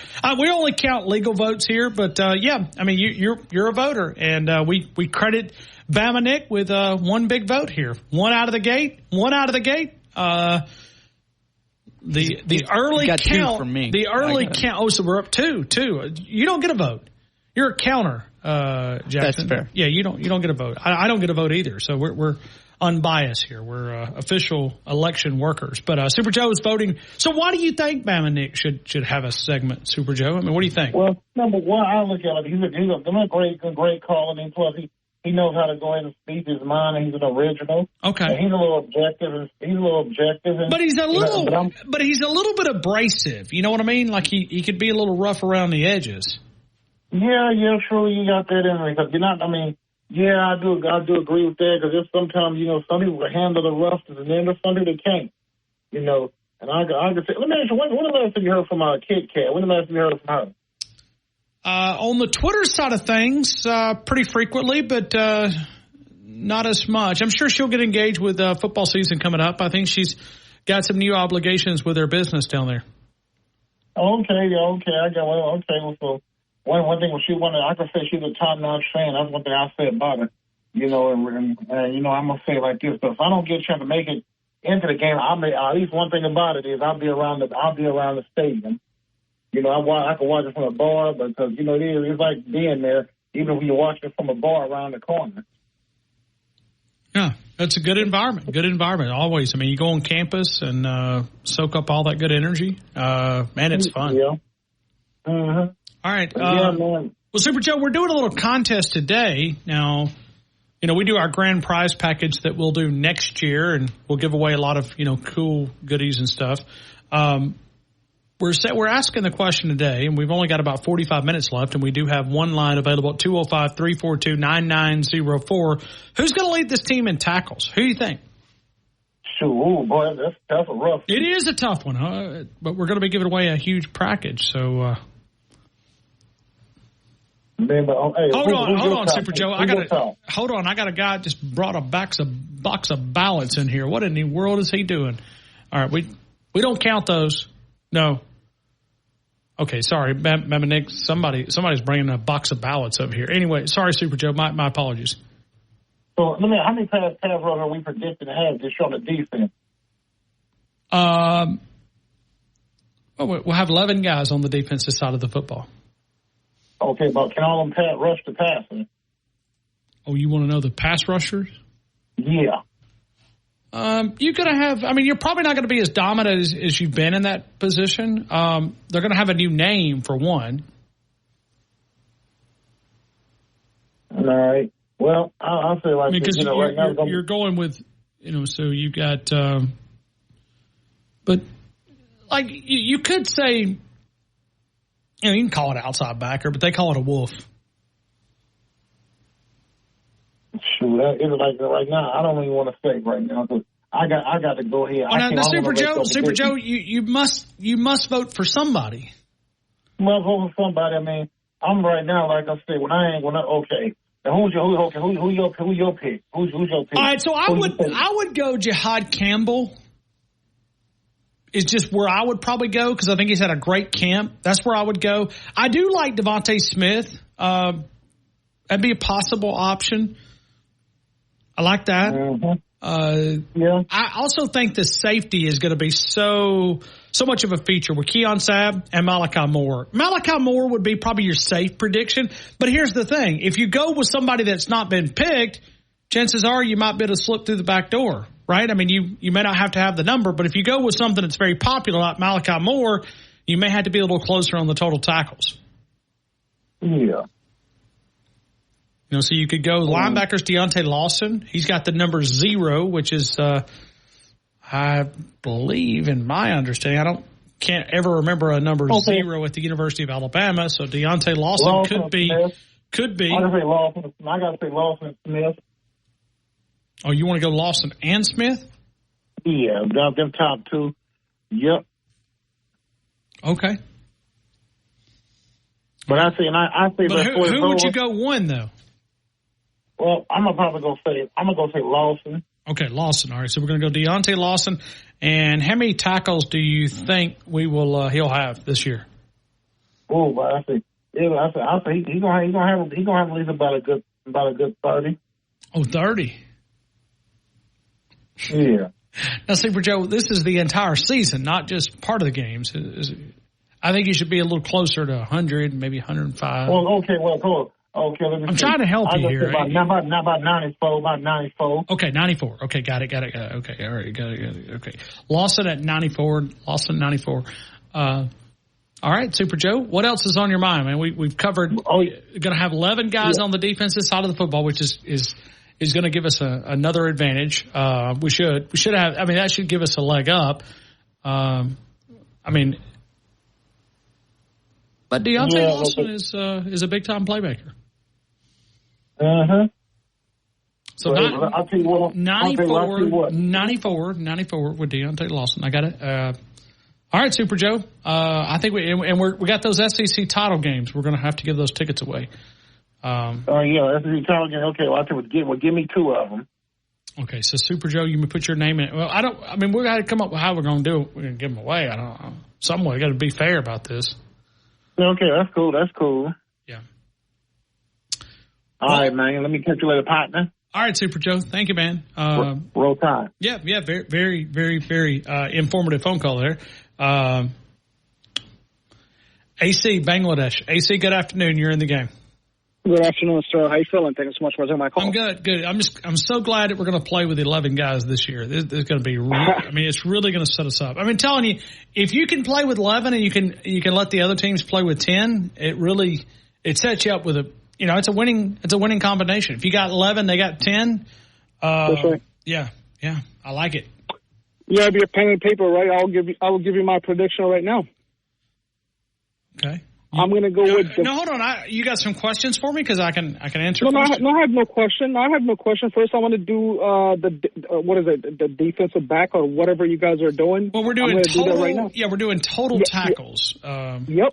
Now let me explain ACI because I don't know if you know anything about tackles, but tackles is a defensive metric. Okay, so you get a guy on the ground and the whistle blows and that's a tackle. Gee, I didn't know that. I'm adding it to it. I just figured I'd tell you. I know. It's okay. I know what tackle is, okay? I can tackle you, and there'll be one tackle, right? What are the odds you're gonna tackle me considering just a little bunch of weight? Come on, write it down. Get your pen and paper and just write my prediction down. You ready? Yeah, I'm ready. AC Bangladesh. I'll just put it. If you don't mind, you're the only AC that calls. I'm just going to put AC if that's okay. Sure. I'm the air conditioning man. I provide services. He's an Adams Heating and Cooling AC man. Okay? Got it. That's right, baby. I like that. Devontae Smith. You know what? I'll go with 90. What do I know? 90. Okay, Devontae Smith. Now, you know this is not the wide receiver from a few years ago. This is the new safety. Okay. Devontae Smith. Yes. I looked into the roster, and I found that name. And you did mention his name a few minutes ago. We did. You did. I'm paying close attention. Do yourself a favor. Close out all the votings for Bama Nick. I'm going to let you know right now. Of course, he used to have this segment. But the problem is, hold on. I didn't write the number down. How many tackles did you go? I'm sorry, I was so distracted with 11 guys on 40. Okay, 40. No, 80. 80. Okay, 80. You know, put 80. I said 90, but put 80. All right, so let's get. Now we're going to move to this ballot because somebody just gave me a box of ballots a couple of minutes ago.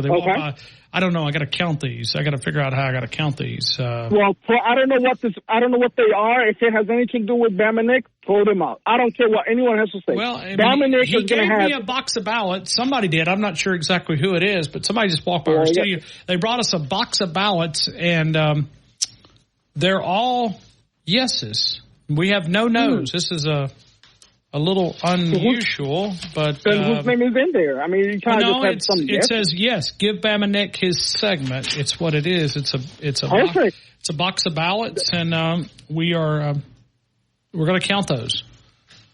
You don't have to count. Who brought the box of ballots here for Bama Nick? Some guy came through in some lemon and just walked up the stairs. Did anybody get his name? I mean, I think he said his name was War Eagle Tommy or something like that. Okay, all right. So. No, that's not true. That's not true. It's me. I'm the guy who orchestrated everything, okay? Forget it. Somebody just brought a box of ballots here to the studio in the name of Bama Nick. That's me. Take it as it is. I thought you were in Bangladesh. How can you accomplish this? How can you be there and here too? I got my people. I paid them, and they got the job done. So it wasn't you. It was just your people that were here. That's right. Now you get it. Now you're comprehending I got you. Okay, forget your ballot. Forget your voting. All this bias voting you're gonna get. Some haters they're gonna come. Forget it. Bama Nick has my support. However, Bama Nick is too nice. For some reason, he doesn't talk to me about this. I have to negotiate. He's going to have 30-minute segment, but this is how it's going to go. He's going to stay on the line. 30 minutes. Whoa.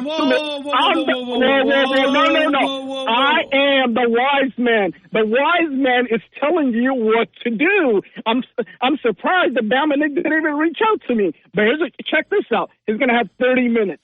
All right? You're going to be on the line.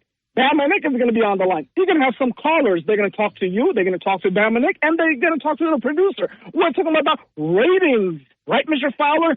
30 minutes. I don't care what anyone else will say.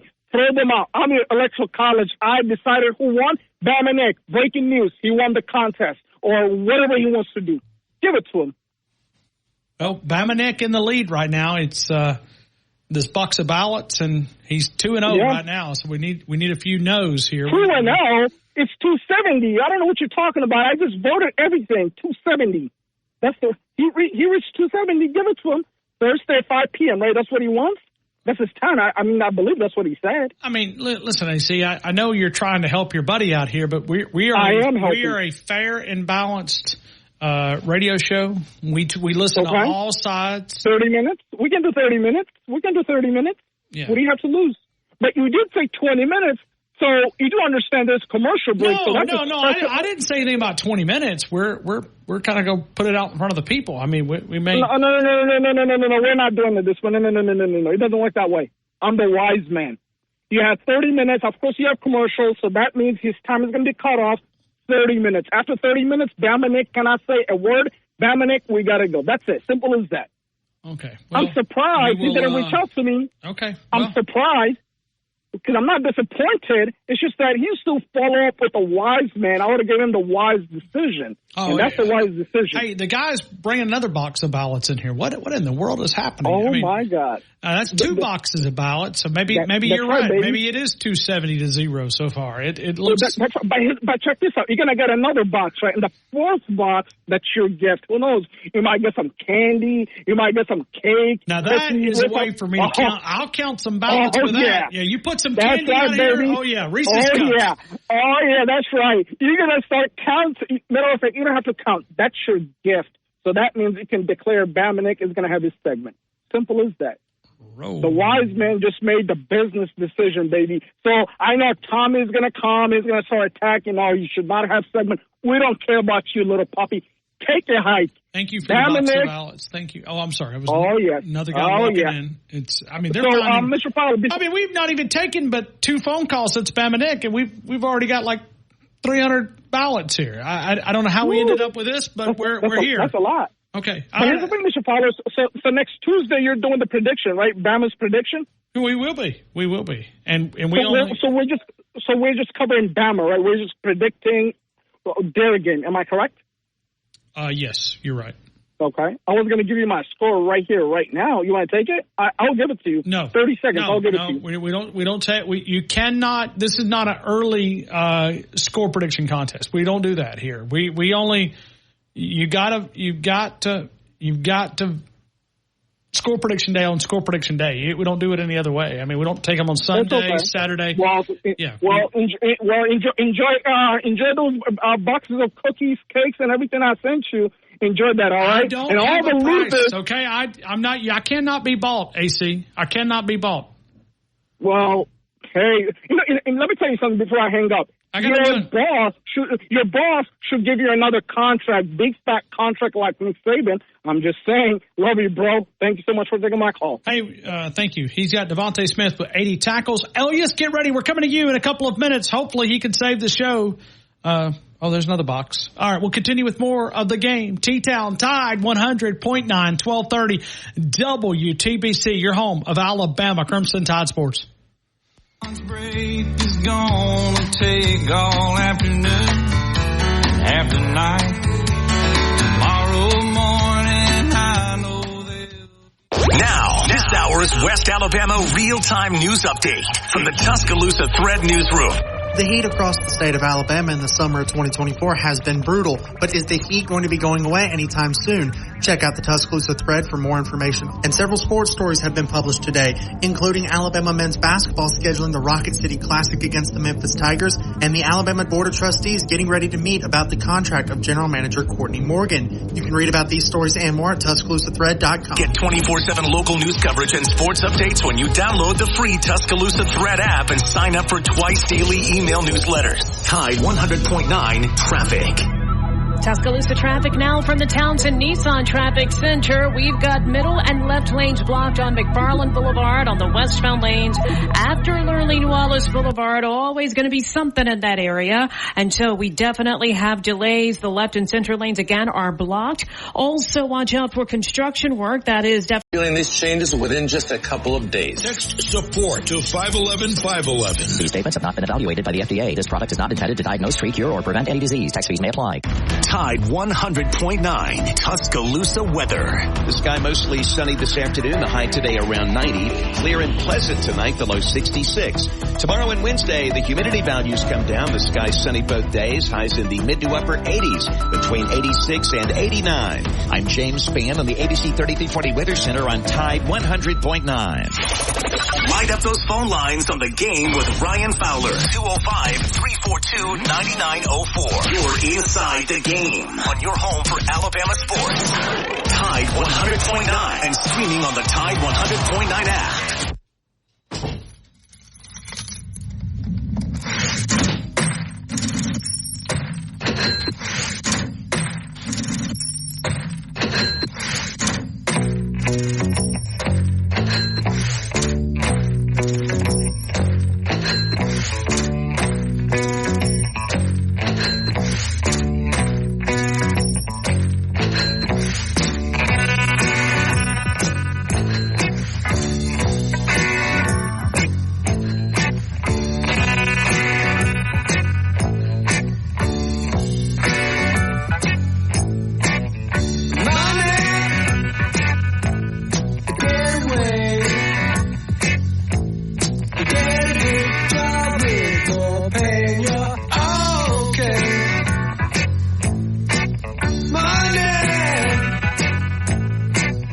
gas.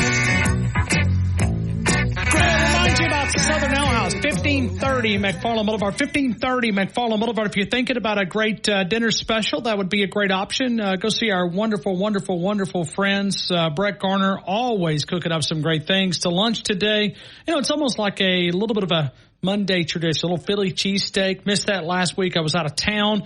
But hey, if you're looking for dinner this evening, coffee rub prime rib, smoked pork chop, or the fried grouper. And the fried grouper, I did not have the fried grouper, but it looked amazing because the guy I was with, he ordered the fried grouper. If you're looking for dinner tomorrow, you've got the R&R burgers. Okay. I think that's named after, I know it is, R&R cigars. Albuquerque burger and the pepper joey burger, bacon, ranch, cheddar tots, and also, man, oh man, I should have tried this dark chocolate espresso bread pudding. That is the bread pudding of the week. Monday through Saturday, lunch and dinner options, and coming very, very soon. I'll try to get an official date. I've been working my sources, trying to go behind the scenes, but Southern Ale House, Dockside, going to be coming up. Number two, Original's not going anywhere, 1530 McFarland Boulevard. Catering still going to be an option at 205-248-7500. The original location will always be there, but also expanding to a new location up on Lake Tuscaloosa. It is Southern Ale House, 1530 McFarland Boulevard. Elias, how are you, my friend? Welcome into the game in Tuscaloosa. Roll Tide, Ron. How you doing? I'm good. I hope you could save the show, please. I just had to take ibuprofen. That was rough. Yeah. I mean, we were counting during the break, so we were looking at some new data, and we're trying to. I mean, Bama Nick has been able to. He's been able to run the score up quite a bit, so we're going to need some counters. If not, Bama Nick has got a Thursday segment at 5:00. So. Oh, okay. Sponsored by PBR. Well, AC reminds me of that one guy that when you going out, he the third wheel, and he just annoying all night, and the girl gets mad. That's who he reminds me of. I guess that could be an option. Oh my goodness.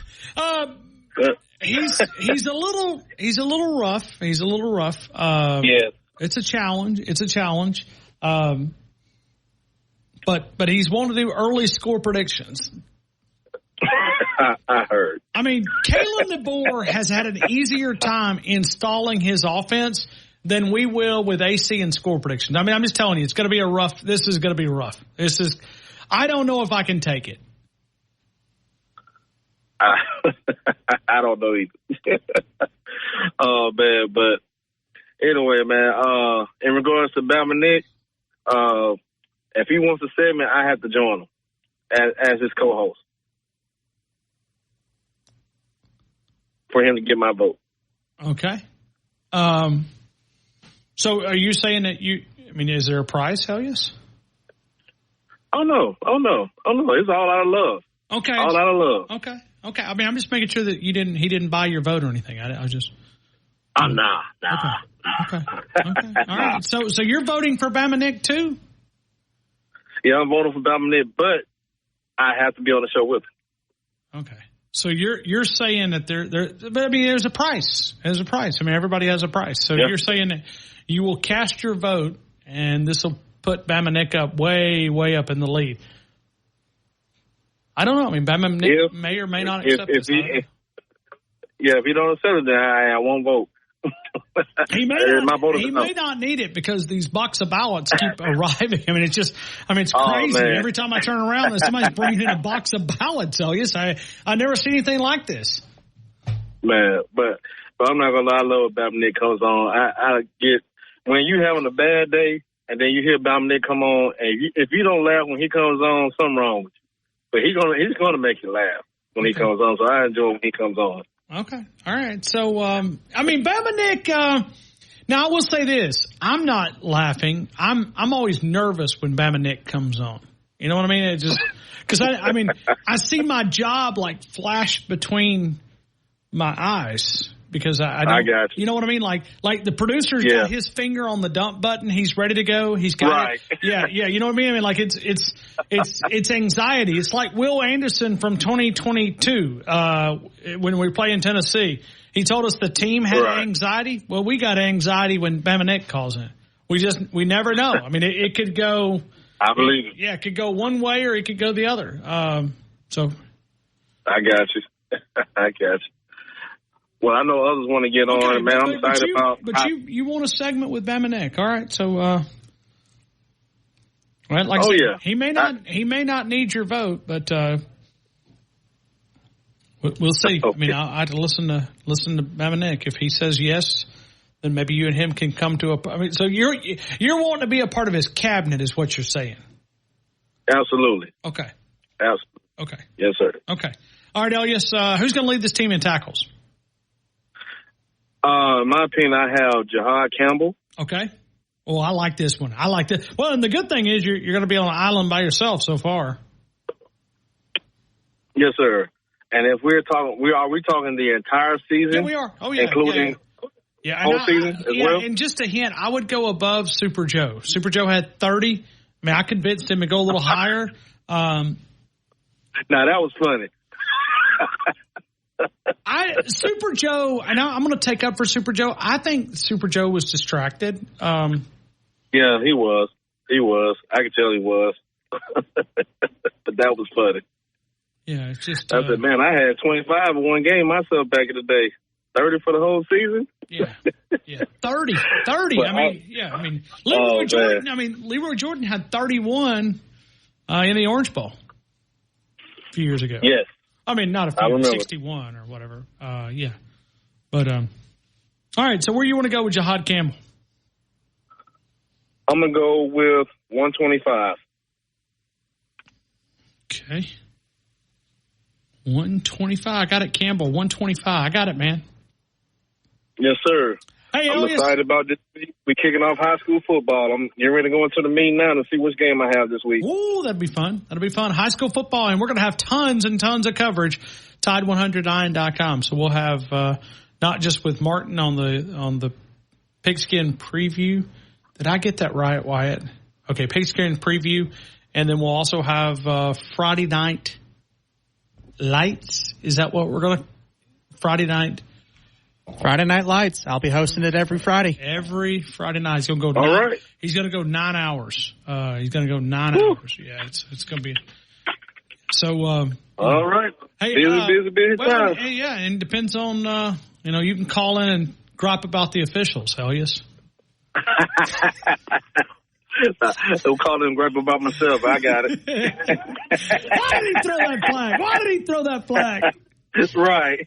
Oh, yes, I appreciate you, man. Thank you so much. Yes, sir. Thank you. Roll Tide. Hey, right back to you, man. Thank you so much. We'll continue. Let's go to Henry in Texas. Henry, good afternoon. You're in the game. I hope all is well. All is well, Ryan, and Roll Tide, bub. Hey, Henry, how will you be voting? Well, it's interesting. Okay. Do we have a platform what he's running on yet, or? He's running on alcohol. Yeah. Okay, that's a check in the right direction. He was also in the Navy, right? He was in the Navy. So. Okay, that's 2 checks. That's good. Yeah. Well, but I mean, I'm telling you guys, there's another guy just dropped another box of ballots off. I'm telling you, this thing it's rigged, Henry. It's rigged. I mean, I'm telling you, there's boxes. I mean, we got so many ballots in this studio. I can't. I'm losing count. Well, I want LSDS. He should team up with him because once he gets passed out on his PBRs, you got to have your backup. So Elias would be a great addition to the team. Okay, so you're saying Elias could run as the VP here. Okay. So Bama Nick is wanting Thursday is at 5. I mean, he's undefeated right now. Undefeated. So, I mean, he's up there in Joe Biden territory, undefeated. Even though undefeated according to Kamala doesn't mean that you win all of your games. I heard a great explanation of that earlier today. It was classic. It was you can't be trashing your candidate now, Ryan. Shh. Sorry, got it. I got busted. Well, basically anything that comes out of her mouth is pretty much classic. Well, and I'm telling you, I think Elon Musk is trying to make money off this Twitter thing because she is going to be yeah. I mean, her explanations are very complete and comprehensive. But she's from California, so you got to understand where she's coming from. Yeah. But, I mean, I guess, it's really amazing that I did not realize for an undefeated team to be undefeated, you don't have to win all of your games. California logic. It's like letting all the criminals out and making room for people just speaking their mind. Well, they're people too, Henry. If you say so. I'm just saying. Yeah, I'm just saying. So. All right. Well, put me down for Malachi Moore. All right. Malachi Moore. 30? Nah, I'm going to go a little bit more. I'm going to go about 116. 116. Whoa, I like this number. Henry, and that may be closer. I mean, who knows? I mean, we're going to play 16 games. Okay. Yeah. I mean, maybe 17. I think. Well, no, I'd rather play 16 because I want to buy a week. Yeah, I want to buy a week. I want to win the SEC. I like this. I like this. Yeah, I like 16 games. 17 means we didn't win. Yeah. Well, we didn't win the SEC, so that's why. Okay. Yeah, 16's a good one. I like the 116 and hope for a good season. I'm waiting on it. Me too. Henry, thank you, man. I appreciate you. Absolutely, Ryan. Y'all have a great day. Roll Tide. Right back to you. We'll go to Greg on the other side of the break. T-Town, Tide. Oh, my Lord, here's another dead gum box. Bama Nick has got more boxes of where did he get all these ballots? We're not even gonna. I mean, we're not even gonna have a vote. Forget about having a vote. I mean, Bama Nick Thursday at 5 is. I mean, I'm not gonna count all these ballots. Forget about it. Bama Nick Thursday at 5. We'll continue with more of the game. Tide 100.9 1230 WTBC. Your home of Alabama Crimson Tide Sports.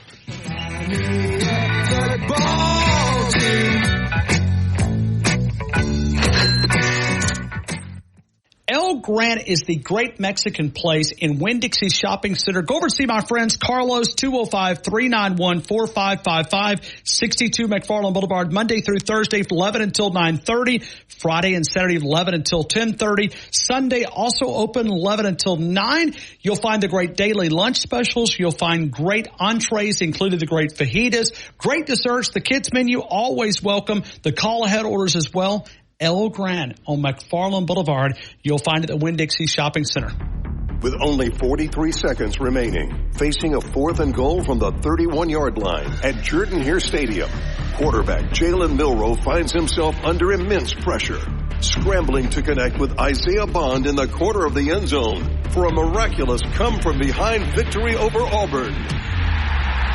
The jaw-dropping 27-24 result came on the 10th anniversary of the Kick Six. Daniel Moore is proud to announce 4th and 31, his upcoming oil painting featuring the now famous Gravedigger play. New Life Art is now accepting pre-orders for limited edition fine art prints and canvases of 4th and 31.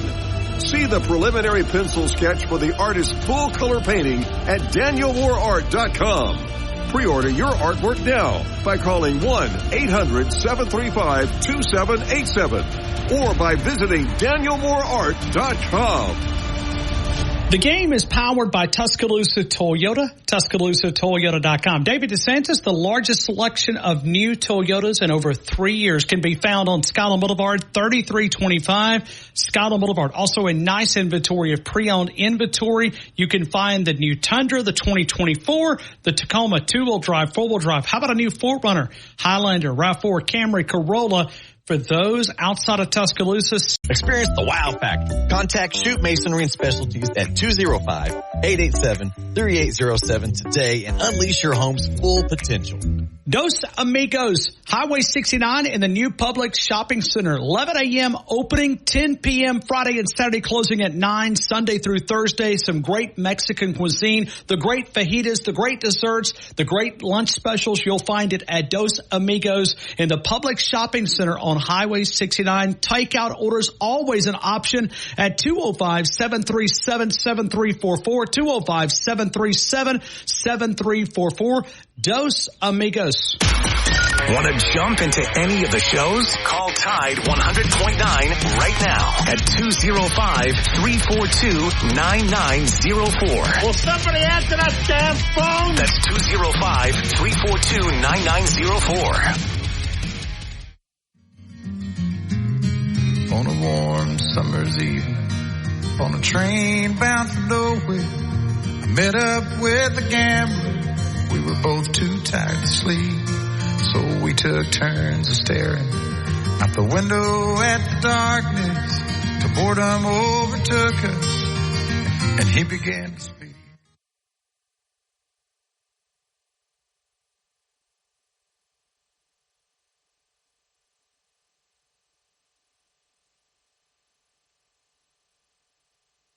There we go.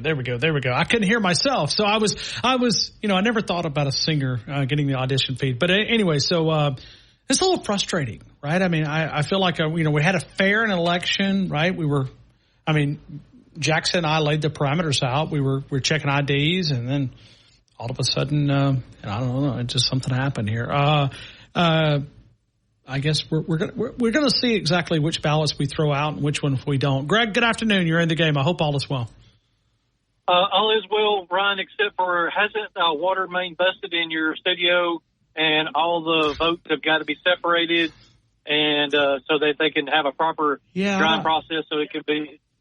So don't you have to stop voting at this time? Yeah, we've turned everybody away. We're counting more ballots than we even have in the callers. I mean, we don't. I can never confirm nor deny that there's a tractor trailer load. Yeah, we have that way with a load. I mean, we don't have 315 callers, and we've got 474 ballots right now. We didn't even have this many. We didn't even have this many people registered to vote for Bama Nick, and But just don't worry. It's just super. It's frustrating when things like this are they're stacked against me here. But yeah. I love it. And my vote is no. Oh, you vote no? So you really are frustrated because these fake ballots. Okay, so we got one. Yeah, these fake ballots are just. It's a hard no. Yeah, it makes you it creates a unfair opportunity. That's correct. Yeah, I mean my vote should count the same as your vote, but I mean in this situation it doesn't really. Hey, Greg, who's going to lead this team in tackles? I'm going Jihad Campbell, but what is the what's the highest point or total? Tackles? Yeah, total. Elias went 125. 125. But he reminded there's only been me. One other person, right? I'm sorry. Yeah, only one other person with Jihad Campbell, so he's got 125. So. Oh, I know what he's doing. I know what Greg's doing. I got him. That's the benefit of being one of the last callers. What are you trying to say, Ryan? Well, we started this thing talking about integrity, but it's okay. I mean, it's not really wrong.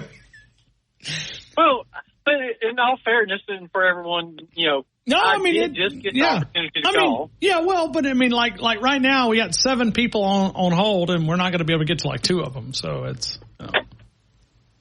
I could do like Tony, and we can milk this out for a while. Yeah. So. Oh, I'm going to go 107. Okay, so Campbell 107. Campbell 107. Yep, and this leaking water has really. I mean, it's slowed down us. We're not going to be able to get as many phone calls in here as we think. We're turning people around at the polling location. We're telling them that come back. Come back tomorrow, starting at 2, and we'll reopen as we're going to fix this leak. And have you taken poster paper and put it across the windows to block so that nobody can see? We have we've done that. Okay. Yeah, that's one of the things we've done. And yeah. Okay. So we're fixing it. Got to keep that integrity. Yeah, we're fixing it one ballot at a time. I mean, not just one at a time, but a few at a time. All right, Greg, this is way too much fun. I mean, oh, I know. I love it. See you, Greg. Be good, man. Roll Tide, my brother. Roll Tide. We'll continue with more of the game. Tide 100.9, 1230. Oh, there's another box. Ah, my Lord. We'll continue with more of the game. Tide 100.9, 1230 WTBC, your home of Alabama Crimson Tide Sports. By the way they held their eyes, so if you don't mind my saying, I can see you're out of aces for a taste of Tide 100.9 traffic. Tuscaloosa traffic now from the Townsend Nissan Traffic Center. Go ahead and make your way over to the right lane, traveling on McFarland this evening. On the westbound lanes after Lurleen Wallace, we do have that accident taking away the left and center lanes. And so it's got traffic pretty slow in addition to, well, the already slow traffic you have in the area anyway. Otherwise, traffic. Message and data rates may apply. You may receive up to 4 messages a month, and you may text STOP to STOP. This message furnished by the National Association of Broadcasters. It's the longest running sports show in Tuscaloosa. You're listening to The Game with Ryan Fowler on Tide 100.9. So I handed him my bottle, and he drank down my last swallow. Then he bummed a cigarette. All right, let's continue with more phone calls. We go to David. David, good afternoon. You're in the game. I hope all is well. Oh, good day. Give me Campbell, 88 tackles. All right, Campbell, 88. Okay. All right. How are you voting, David? Oh, I don't get in that MSNBC stuff. Well, no. I mean, I'm strictly football. Okay. Well, you don't want to vote for Bama Nick? We're asking for Bama Nick to have his own segment is what he's asking for. He's asking for votes. You want to? No, I wouldn't. I've listened to him. I don't think he's MSNBC more. Oh, maybe CNN he's maybe more CNN. Well, he does. No, he watches CNN, so he takes good notes. Yeah. Okay, so you vote no? Vote no? Yeah, I have to be a no on that. Okay, so Jackson, write down a yes for David, if you don't mind. Well, MSNBC, yeah, that's right. Yeah, we'll probably get it. We did. Yeah, we wrote down. Yeah, we got you. We got you documented as a yes. Thanks, David. I appreciate it, man. Thank you. Man, this is hard. Ellis, good afternoon. You're in the game. Roll Tide, Ryan Fowler. Roll Tide. How are you? Just fine. Jalen and Bachway. Oh, look at here, Ellis. True fan here. This is a smart Alabama fan right here. All right, where you want to go? 95. Okay, can you spell Mbakwe? No, I can't. Okay, yeah, neither can I. Oh. Yeah, I'm right there with you. All right, so 95, Jalen Mbakwe. Got it. I'm old, Ryan, so my brain don't work. Yeah, good. no. Neither can I. We'll do a spelling contest at a later day. So, all right. Yeah, but it's not as bad as what you think. It's Mbakwe. It's spelled just identical the way it sounds. So I got it down though. Ellis, you want to cast a vote, or you just want to say that the election is rigged and you're not going to vote? Not going to vote. Election is rigged. Yeah. Well, I mean, I kind of think it is too. I'm kind of agreeing with you. Thanks, Ellis. Roll Tide, Ryan Feller. Roll Tide. Jalen Mbakwe. All right, we're out of time. We want to thank our law enforcement officers, protesters. Oh, I'm sorry. Law enforcement officers, EMTs, firefighters, first responders, highway patrol.